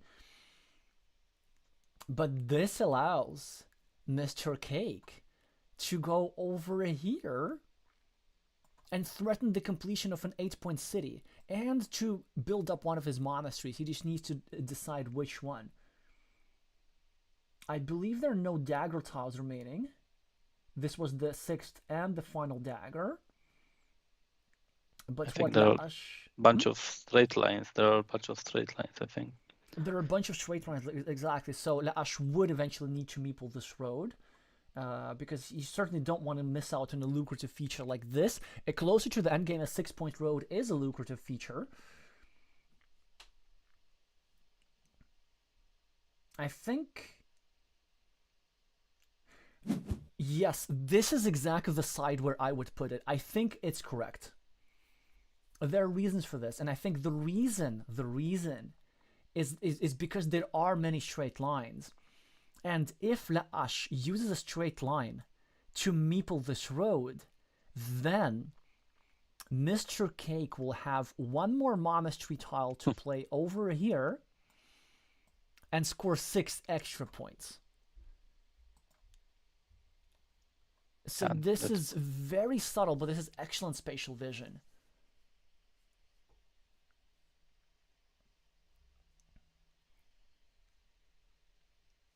And so I do believe that maybe, you know what, maybe like this block was just not worth it by the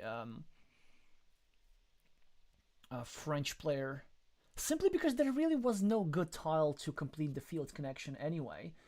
Because yes, so monasteries go here, but there were other spots for monasteries anyway. Well, La'ash decides to block the city, which makes sense.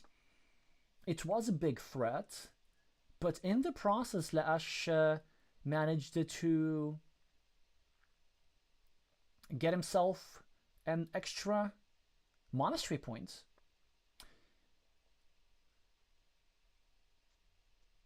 I mean, Ishan managed to get himself an extra monastery point by forcing La'ash to add an extra monastery point for himself. Straight line for Cake.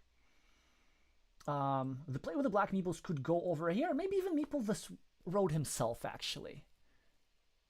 Yes, but look at this. He would still have 2 tiles that would allow him to finish the monastery. Either the monastery itself or the vanilla cap. But the Frenchman still has chances. I'm looking at this opportunity over here. There's still 2 starting tiles remaining. And he could go over here, score 4 points for this city, adding 3 points to this farm, and then later on use a straight line to claim this 6-point farm at the top.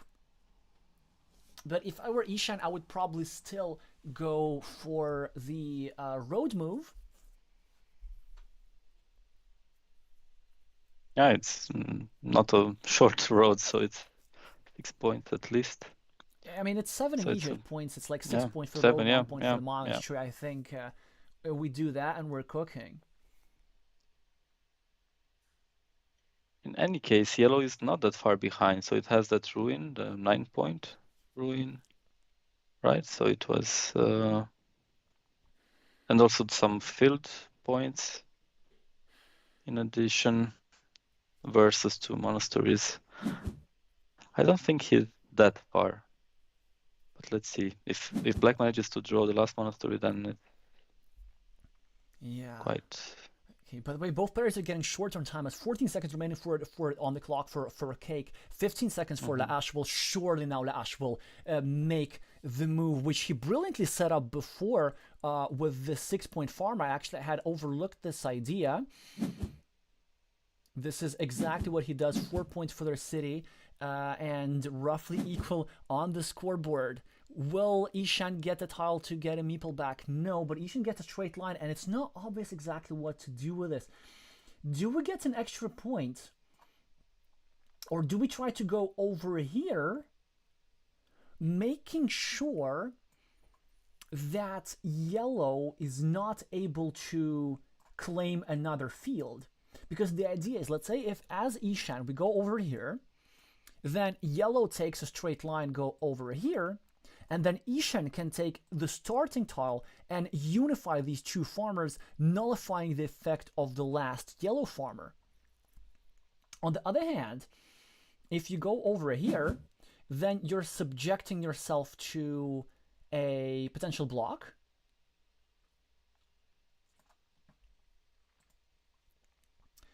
But he decided that it ain't such a big deal. Well, I mean, he decided that it is a big deal, so he did not want to expose this square for a block, but now La'ash draws one of the tiles that would have fit over here. Why would you do that? What kind of... No! I can't! It's not a good move! Oh... Why? Ah. Here's why I'm so agonizing about this so much. Well, maybe he knows something that I don't, but he could have scored simply more points. If he were to go over here and drop a farmer, then he would be able to score 7 points potentially. It's a 1 point difference, but surely he must have had some idea. Laash managed to claim a 5 point city at the end.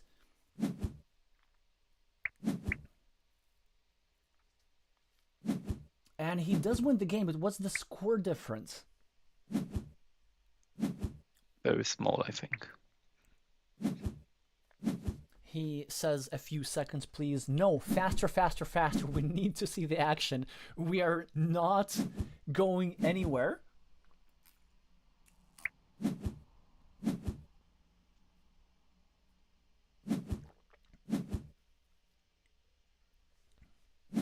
But yeah, really, like, I would say super strong endgame by both players. Actually, I think now I understand this move.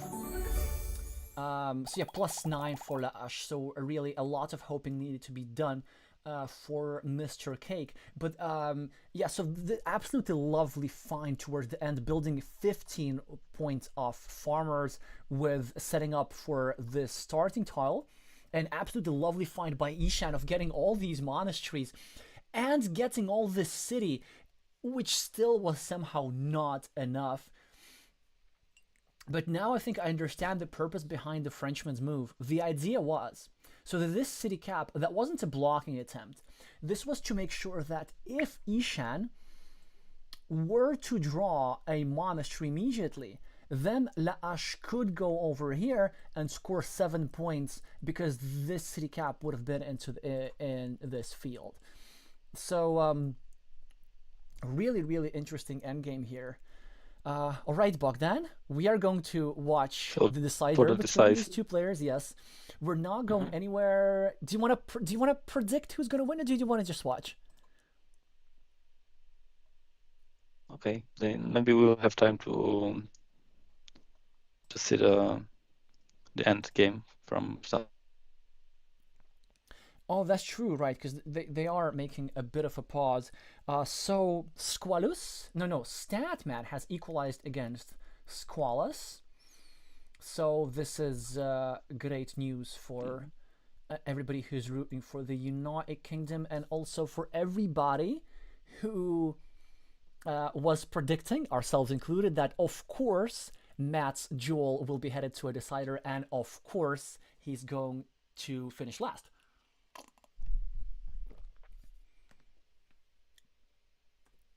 Let's actually have a look slightly at what's happening in Blitzscarelli, because I think this duel should be headed towards the end.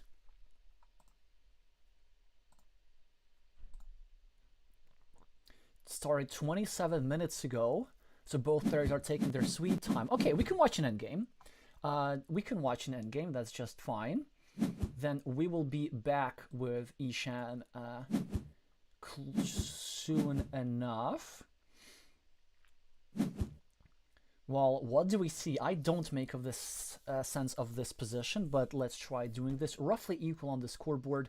Well, 7 points extra for Blitz and an extra red meeple. Corelli playing with the black meeples. Only one of them in his hand and one of them blocked in this little city. But I see that a lot of them are on farms. So this guy is actually single-handedly scoring 18 points on the farm. It's certainly something that British fans have to enjoy. Now, what else are we having? Oh, but there's a 15-point farm for Red at the top. And now Red is trying to not fight for the field at the bottom. He's just simply trying to eat up this little, to cancel this meeple, basically. It's cancel culture in progress. So we just need to get a straight line, and then this little guy just calmly is scoring 6 points on his 1 square will be scoring 0 points because he'll be joining this guy. And this is why Corelli's trying to prevent that. That is smart. But now, if he so chooses, Blitz can go over here and actually attack this field. And it looks like we're about to be in a field standoff situation. And it seems to me that such positions should really heavily favor the player who gets to go last. In this case, it is Blitz. So he's going to go over here, I presume, drop a farmer. And then like, what does Corelli do if he gets a straight line? If he goes over here in an attempt to, preserve the advantage on his big field, well then, Red can immediately swoop in. Wait.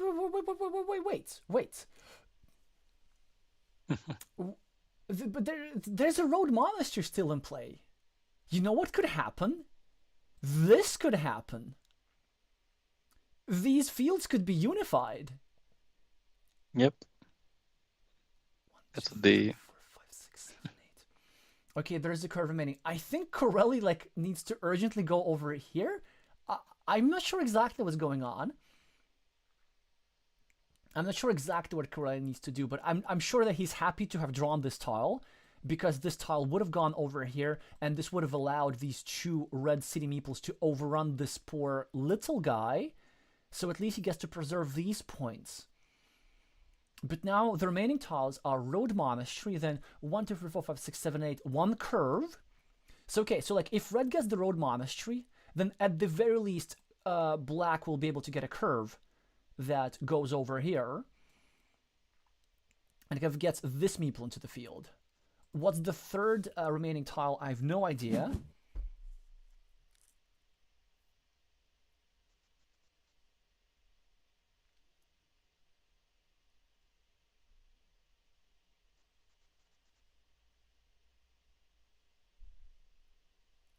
Well, I know for sure that Blitz is going to meeple something.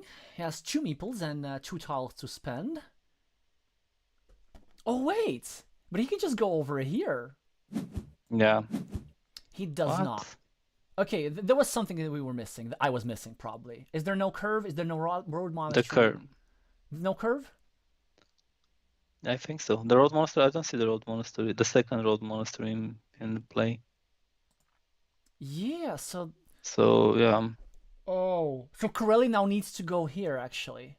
He needs to connect himself to the field. Because otherwise Blitz will get a road monastery. And Blitz will eat up all these city points. But here's the thing. But now that Corelli goes over here and connects himself to the field, then kind of Blitz... Actually, no, Blitz still going to go over here. No.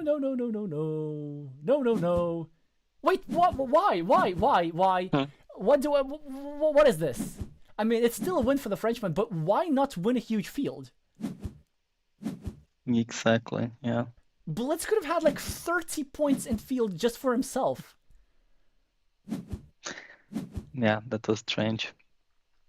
Maybe he just overlooked that spot. Yeah, it is quite possible. I mean, it took us quite a while to notice anyway, but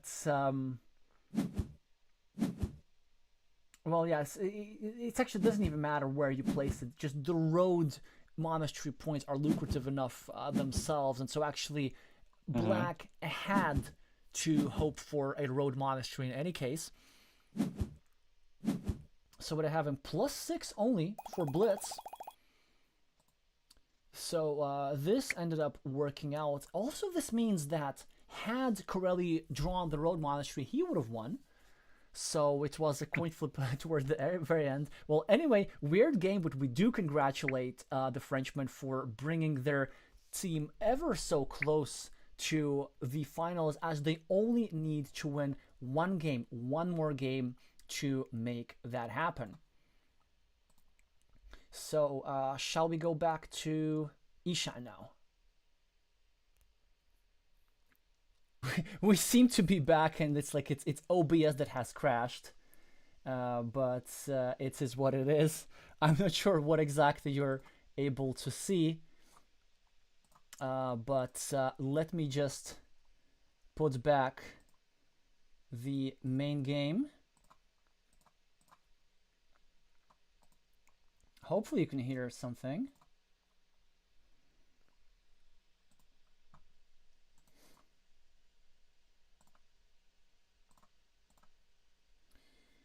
Well, I really hope that we're back. This is so weird. I'm not even sure if Bogdan is back at all, but we will continue.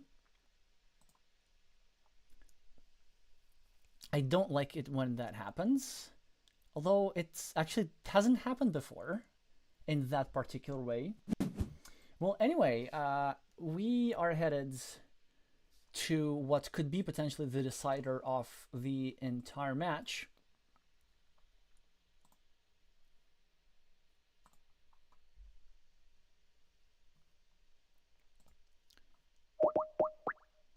Yeah, I'll get the Bogdan back on stream soon enough. Bogdan, can you hear us? Yes, I was disconnected. I don't know. Yeah, it's just a very weird thing. Everything crashed, but we are back, and we are watching the decider between Laash and Oluk. 48 tiles remaining, so the players are playing really, really quickly. Laash has one blocked city over here for like 8 points. And as usual, Ishan has scraps, 3 1-point cities open, but I'm pretty sure he's going to work his magic and turn them into something interesting.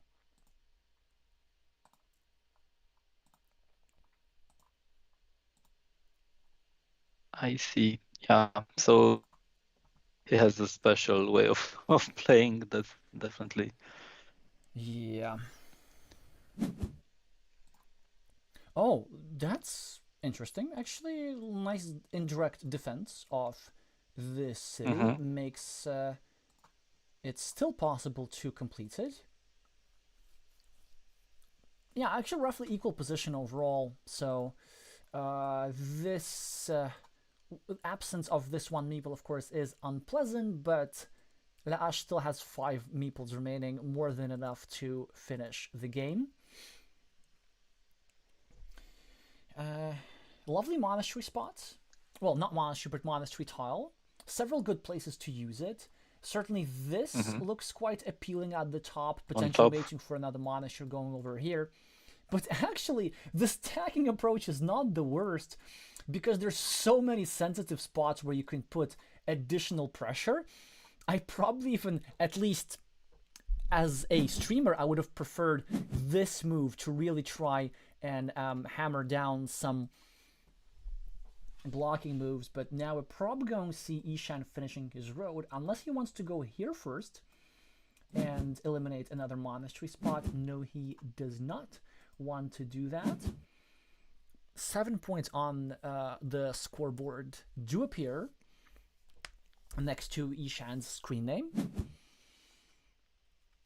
And Laash uses the tile to obstruct Black City whilst adding himself a monastery point. And look at this, Ishan loving these roads again, obstructing the monastery of yellow at the same time. So now a regular monastery cannot be used over here, only a road monastery and a 5-point road waiting to happen. He's really good at efficient building. Laash is starting a new city, at the same time attacking black, but still 2 starting tiles remaining that could help this meeple survive. But he will need a starting tile also on the other side. So now, yeah, this is why it's a bit of a dangerous style, to be honest. Yeah, but for my taste. I know, but he doesn't really need this starting tile that badly. Because I think his main idea is that, okay, so he's going to be trapped with 1 point, but at the very least he's controlling this monastery. Or he could just draw both starting tiles. Or you know what, he could just simply be okay with losing 1 meeple because he's ahead a little bit on the scoreboard. Laash lost 1 meeple as well. So whilst I'll still prefer being yellow in this position, it's really close. It's going to be an equal game as we head into the middle game. The middle of the middle game.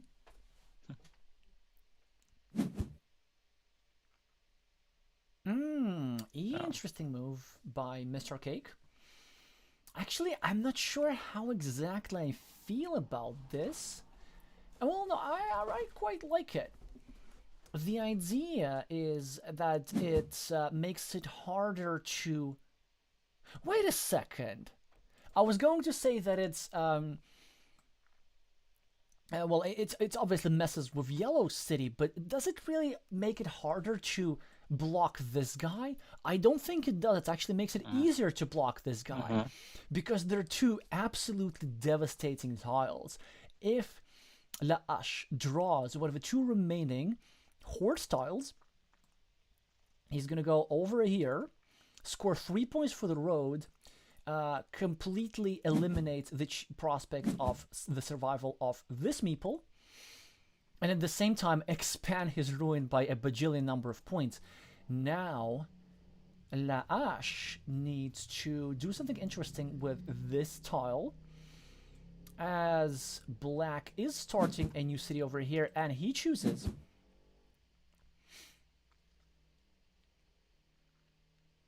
to start a new city over here at the same time, annoying black city a little bit.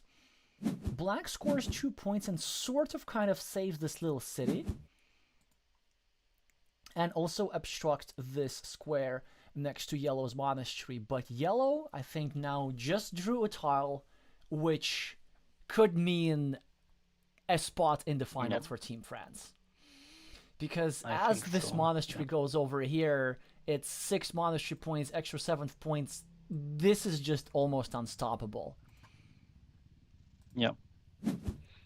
And yellow should recognize that there are only starting tiles, and the caps with the crossroad are gone, and could block also the other guy on 1 point for the starting tile. So that would be quite quite bad for black. I'm almost thinking that, like, if black draws a curve, he could go over here in the future.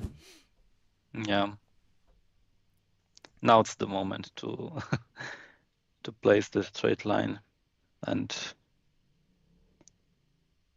let black for starting tiles. And why? No.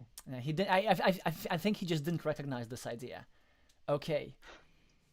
Now, what does Cake? I mean, I presume you finished this city, right? Because at least this one isn't blocked yet. Yeah.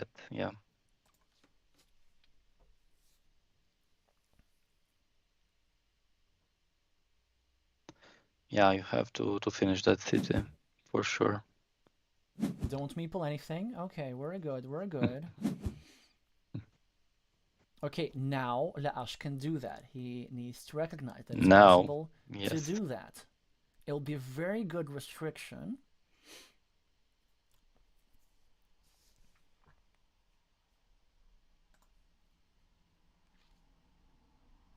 Or also, you know, like, ignoring this and building up these monasteries were also an option, but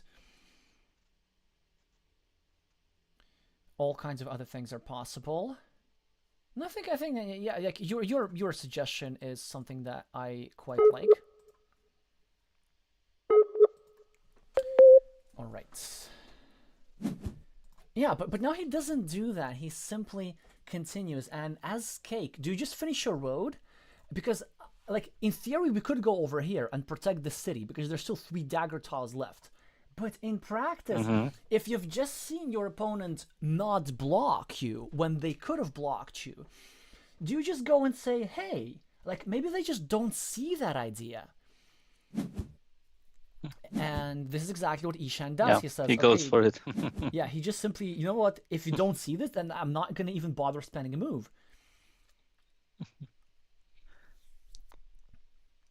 It looks like Ishan is 18 points ahead on the scoreboard, which is. But still, this position is massively favorable for the player with the yellow meeples because of all these monasteries. Oh, Ishan has a fantastic tile, which can be used over here to score 3 points and mess with these monasteries a little bit.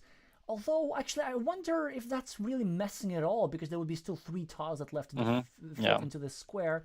I mean, you still probably have to do it, but maybe you don't have to be super excited about this. Another move that he must be considering is maybe saving this city, yeah. But this allows La'ash to go over here and maybe even meeple one of those roads. Meeple. Yes, meeple the leftmost road. And have 2 curves, and this would be just a gigantic move. So maybe Ishan should have gone over here after all, and then tried to finish this city differently. He meeples, I think, the wrong road, but it's fine. Yeah, it's still fine. Maybe Cake doesn't have to go here. He can go over here, given that there's a small number of crossroads remaining. 1, 2, 3, 4, 5, 6, 7. There's only 1 crossroads remaining. He could actually try and go over here, and maybe even try to block 2 meeples of La'ash. Yeah, this is something I really like. 2 points instead of 3 for Olu Cake. So will La'ash draw a curve? No, they do not. No. This is suddenly getting interesting. Oh, what a move! What a move! I like this a lot. The idea, of course, there's still 4 tiles that left to fit into that square. There are all 4 right-handed daggers remaining, and all 3 right-handed daggers remaining, and 1 triple city. No, 1 Dorito with a road. Okay, so it is quite essential for La'ash to get his meeples back, because, again, scoreboard lead needs not to be forgotten. Now the Frenchman could go over here, annoying this little city over here, because this guy is very much alive. For example, if we get a regular city cap and the starting tile, or the 1 and only remaining right-handed dagger, then this city would bring 12 points to Olu Cake and probably the victory to UK.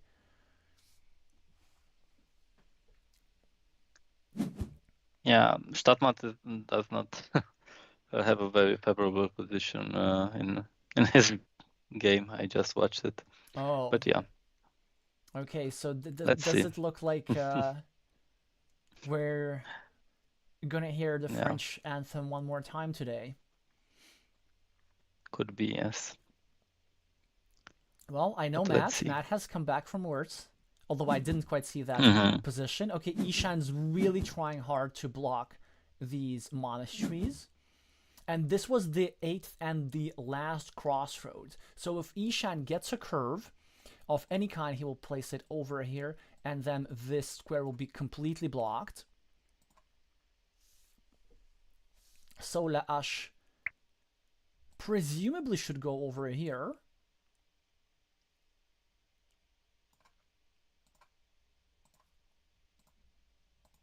Yeah, he should. There's only 1 dagger, right-handed dagger. Exactly.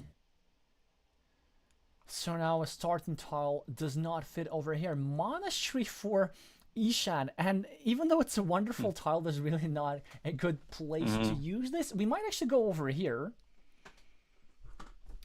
simply in an attempt to get a straight line and block this square.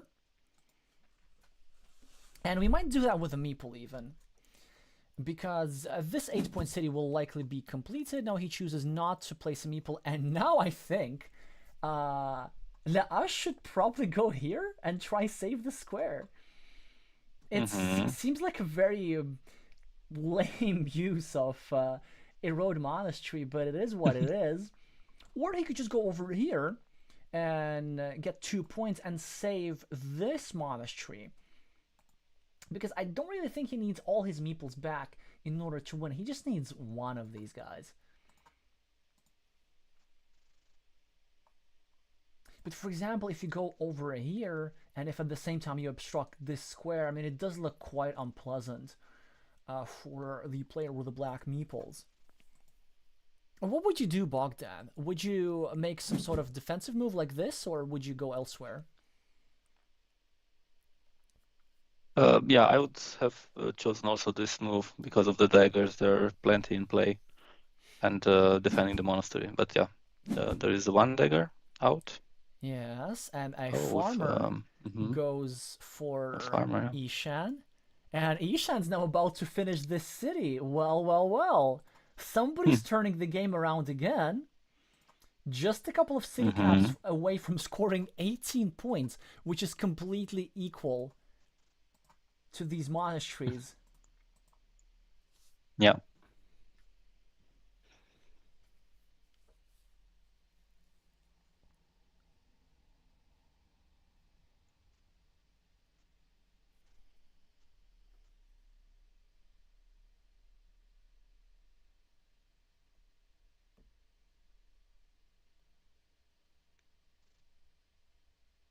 Yeah, but there is no good place for it. Yeah, maybe continuing the monastery.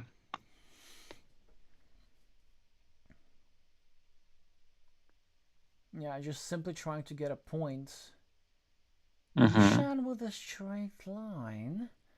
Not many good uses for this tile. I'm thinking maybe just going here or here, trying to slightly protect this city. Not that it really needs that much protection. Or how about we go over here and then we try to get a curve, and then we try to bring in these two castles into our field.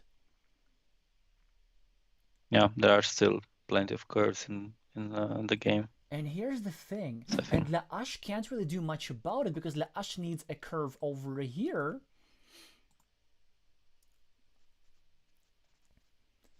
Well, what could they do? Okay, so La'ash could go over here, starting a blocking attack against this city, or they could go over here, trying to defend their monastery against a block. Curves are now super dangerous this game, because with one curve, Black is threatening to take 6 extra field points, and with another curve, Black is threatening to block this monastery. Well, La'ash can sort of kind of prevent one of these threats.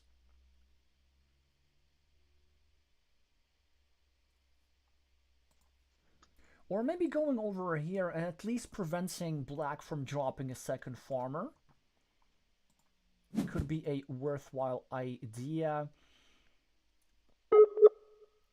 Well, he was trying to do that, but it did not quite work out as Ishan drew a city cap tile, and with that, he might even drop another farmer here. Chooses not to do that just yet. Decides to postpone it for later.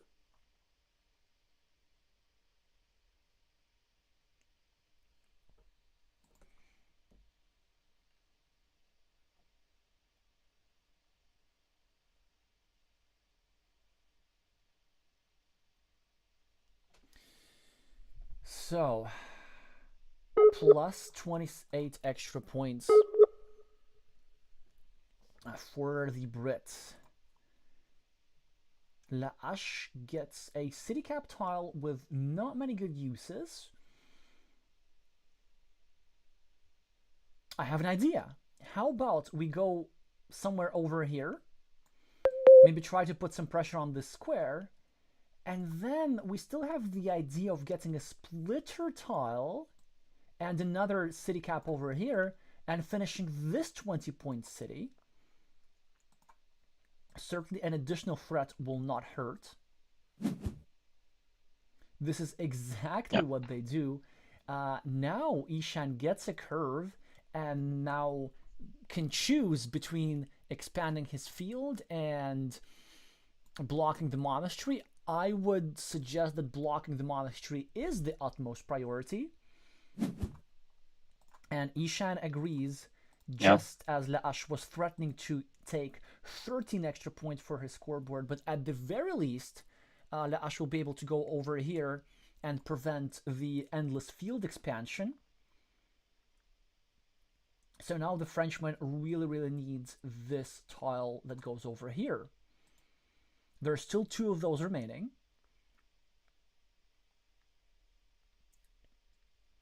Another move that the Frenchman could consider is going over here. I probably at this stage wouldn't bother, because there are different tiles which can be used for blocking. For example, there are Dorito tiles. I think it's the wrong prioritization. The wrong prioritization. He's trying to block a city which is almost impossible to be blocked, and Ishan successfully expands his farm. So it does look that the experience of the British player is serving him well in this instance.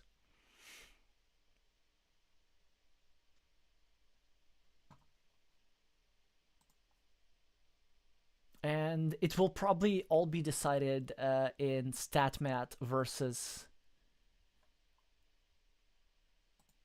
Squalus. So I think I'm gonna now start jumping between these 2 games.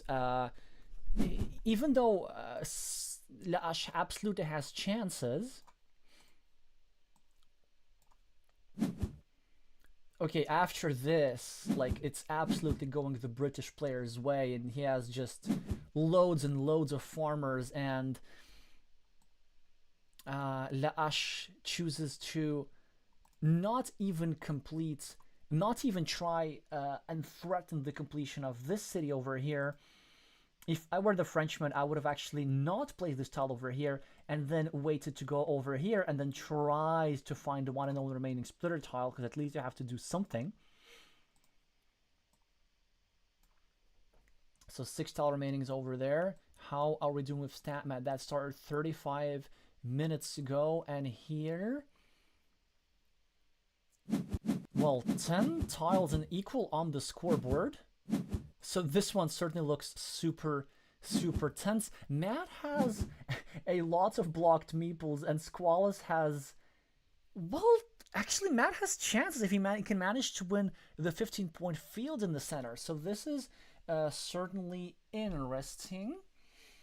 And Matt could also get a meeple back somewhere. No, not really. Oh yes, because just everything is blocked in this position. Just like how Matt likes it, it's absolute in his style. The only problem is that Matt typically likes blocking other people. It's not fun when you're on the receiving end of this, isn't it? Well, with a spectacular rating of 666, he has the spirit to fight back, as he's trying to score a 4-point loop and then still preserve a meeple that would give him a chance to attack the field in the end. And I believe if that happens, then he will win this. In the meantime, the game over here is approaching its conclusion, as finally Laash draws the dagger tile that frees up so many features, but that long-term meeple advantage did hurt. Still down plenty of points on the scoreboard, and Olukek has still an opportunity to finish this city, actually. It still has loads of farmers, whereas the Frenchman has no farmers. Probably he's going to go over here and score 4 points, which is exactly what he does.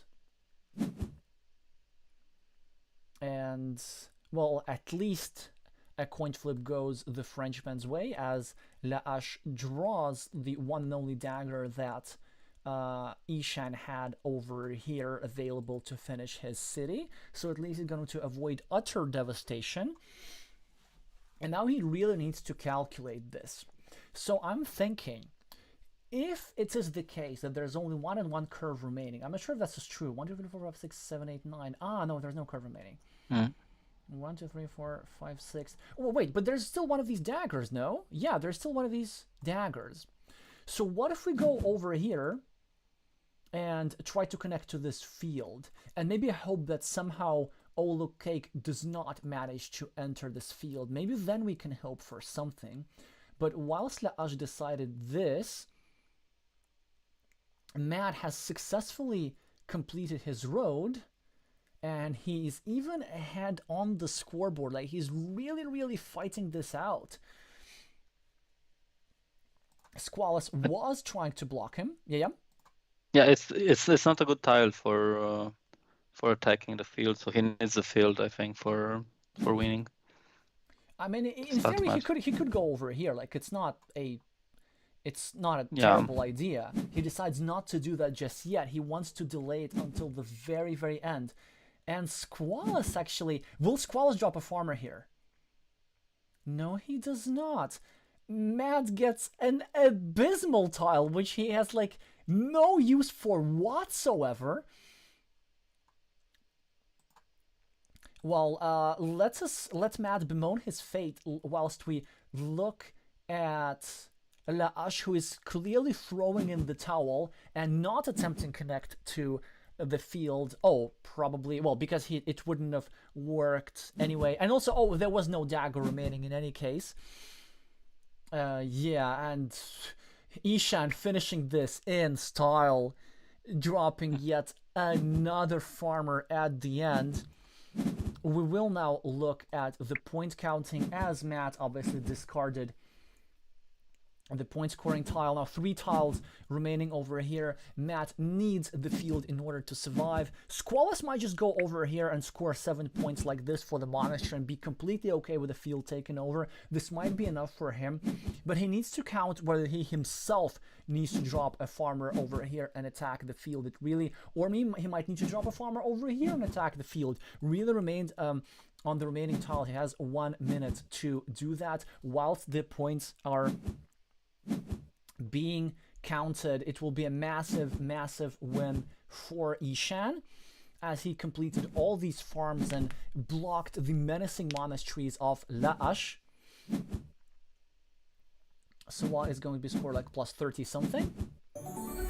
Plus 34, so we congratulate Team UK on their 2nd point, but will they be getting their last point? Matt, now with the curve, it really depends on what the 2 remaining tiles are. I'm not sure what they are, but basically Matt needs to either go over here and block this farmer, and then maybe meeple this 6-point field at the end and hope that this is somehow enough, which I don't think it is, or he needs to hope that somehow Reds cannot get into the field and maybe Matt can get into the field himself. 1, 2, 3, 4, 5, 6, 7, 8. 1, 2, 3, 4, 5, 6, 7, 8. There is a curve remaining. Am I not mistaken? 1, 2, 3, 4, 5. 1, 2, 3, 4, 5, 6, 7, 8. Okay, so if we go over here, and if we hope that Squalus does not get the curve that goes over here, then we might even get in a farmer, and this is exactly what happens, but it is Squalus who gets the curve, and it is Team France which will advance. So it was a 50-50 for the entire match. I mean, what an amazing performance for Matt. He was absolutely alive. And this tile over here was 100% field connections as the only 2 remaining tiles were road tiles. So the field will eventually be tied, but the field were 15 points. So if the point difference will be fewer than 15 points, this means that Matt would have won had only the coin flip been successful. Well, Squalus is saying that he's very tired, and rightfully so, as this match has been going on for more than 2 hours. And what? No! No way! 14 points! Geez. Okay. Yeah, Squalus wins this with it would have 14 been enough. Yeah. points, which means that if Matt were to draw the final curve, no, he would have still lost. You know why? The field is worth 15 points, Yeah, but but he has a 3-point field. this guy at the top Yeah. was scoring 3 points. Mhm. So this Yeah. means that Squalus would have won this game by 2 points. I mean, still props to Matt for fighting it out, and for Squalus for finding this move, which essentially won him the game. Although now that I think about it, he didn't have to be that flashy. Actually, he could have just gone over here for a 7-point monastery, and simply allowed the takeover of the field. So yeah, it says Squalus who manages to defeat the reigning world champion in a grueling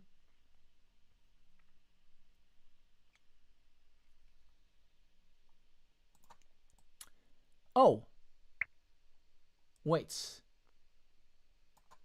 Oh, okay. Yeah, one thing that I kind of didn't understand, the number of Red's meeples. So the situation of Matt was much more dire, as this field was at all the time under Red's control. Mm-hmm. So actually, Matt would be only tying the field anyway. But this still doesn't change the situation that he would have then like scoring these quick points and then tying this field that was sort of kind of enough, and then Squalus could have also meepled the 7-point monastery as well. What a game! What a match! Yeah, I agree.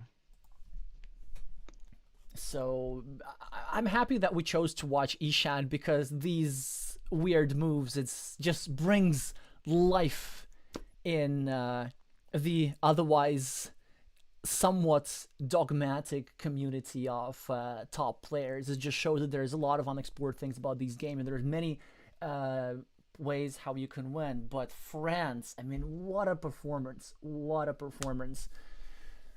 Oh, I'm excited about this. Yeah, we'll have an interesting final with France versus Japan. Yeah, so it's going It to will be be UK interesting. versus Hungary for the third place. Let's just Mm-hmm. go real quick to the bracket, because earlier today Hungary did suffer a devastating loss against Japan. So these two will be fighting out for the bronze medal game, and I will be streaming this no matter what. I will stream it through the rain and technical difficulties and whatnot. And in this case, actually, the bronze medal game might even have higher practical stakes than the gold medal match. The reason for that is because this year, not the top 4 teams get an extra get a spot for one of their players in the individual world championship in Herne, Germany, but only the top 3 teams. So the competition between UK and Hungary will be not only for the honor of the bronze medal, but also for the right to send yet another player to the World Championship. In case of Hungary, this would be the 2nd player. In case of UK, that would be the 3rd player, because Matt, as the reigning World Champion, has already gotten the right to participate in the World Championship. Then there's Matt's brother Chris Tucker, who won the UK Championship a week ago, earned the right to participate in the World Championship, but will not do so in all likelihood due to becoming a father. I mean, right before the championship, at least that's how that timeline works. So we're probably going to see somebody else from the UK going.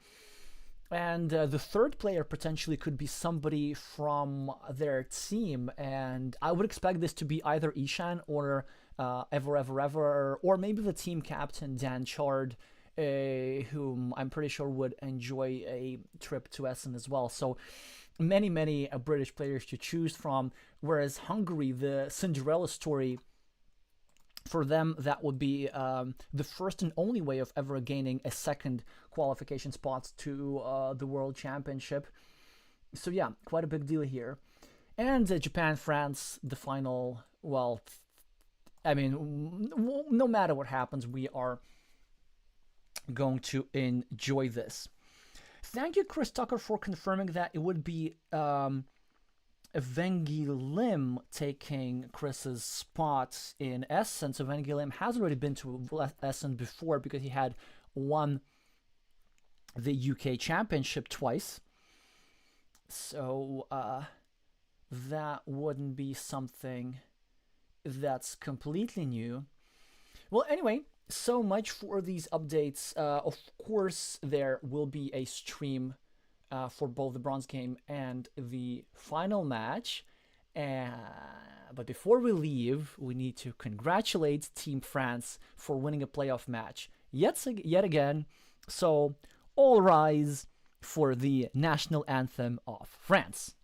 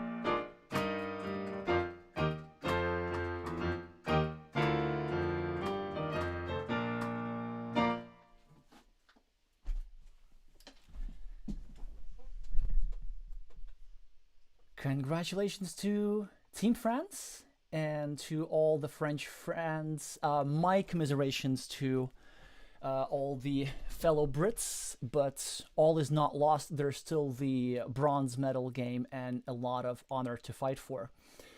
And thank you so much, Bogdan, for being here and agreeing to commentate. Thank you for inviting me, Alexey. Alrighty, I know it's late in Romania, time to go to bed, very long stream, so we will say goodbye. Thank you all so much for watching, and I'm gonna see you soon.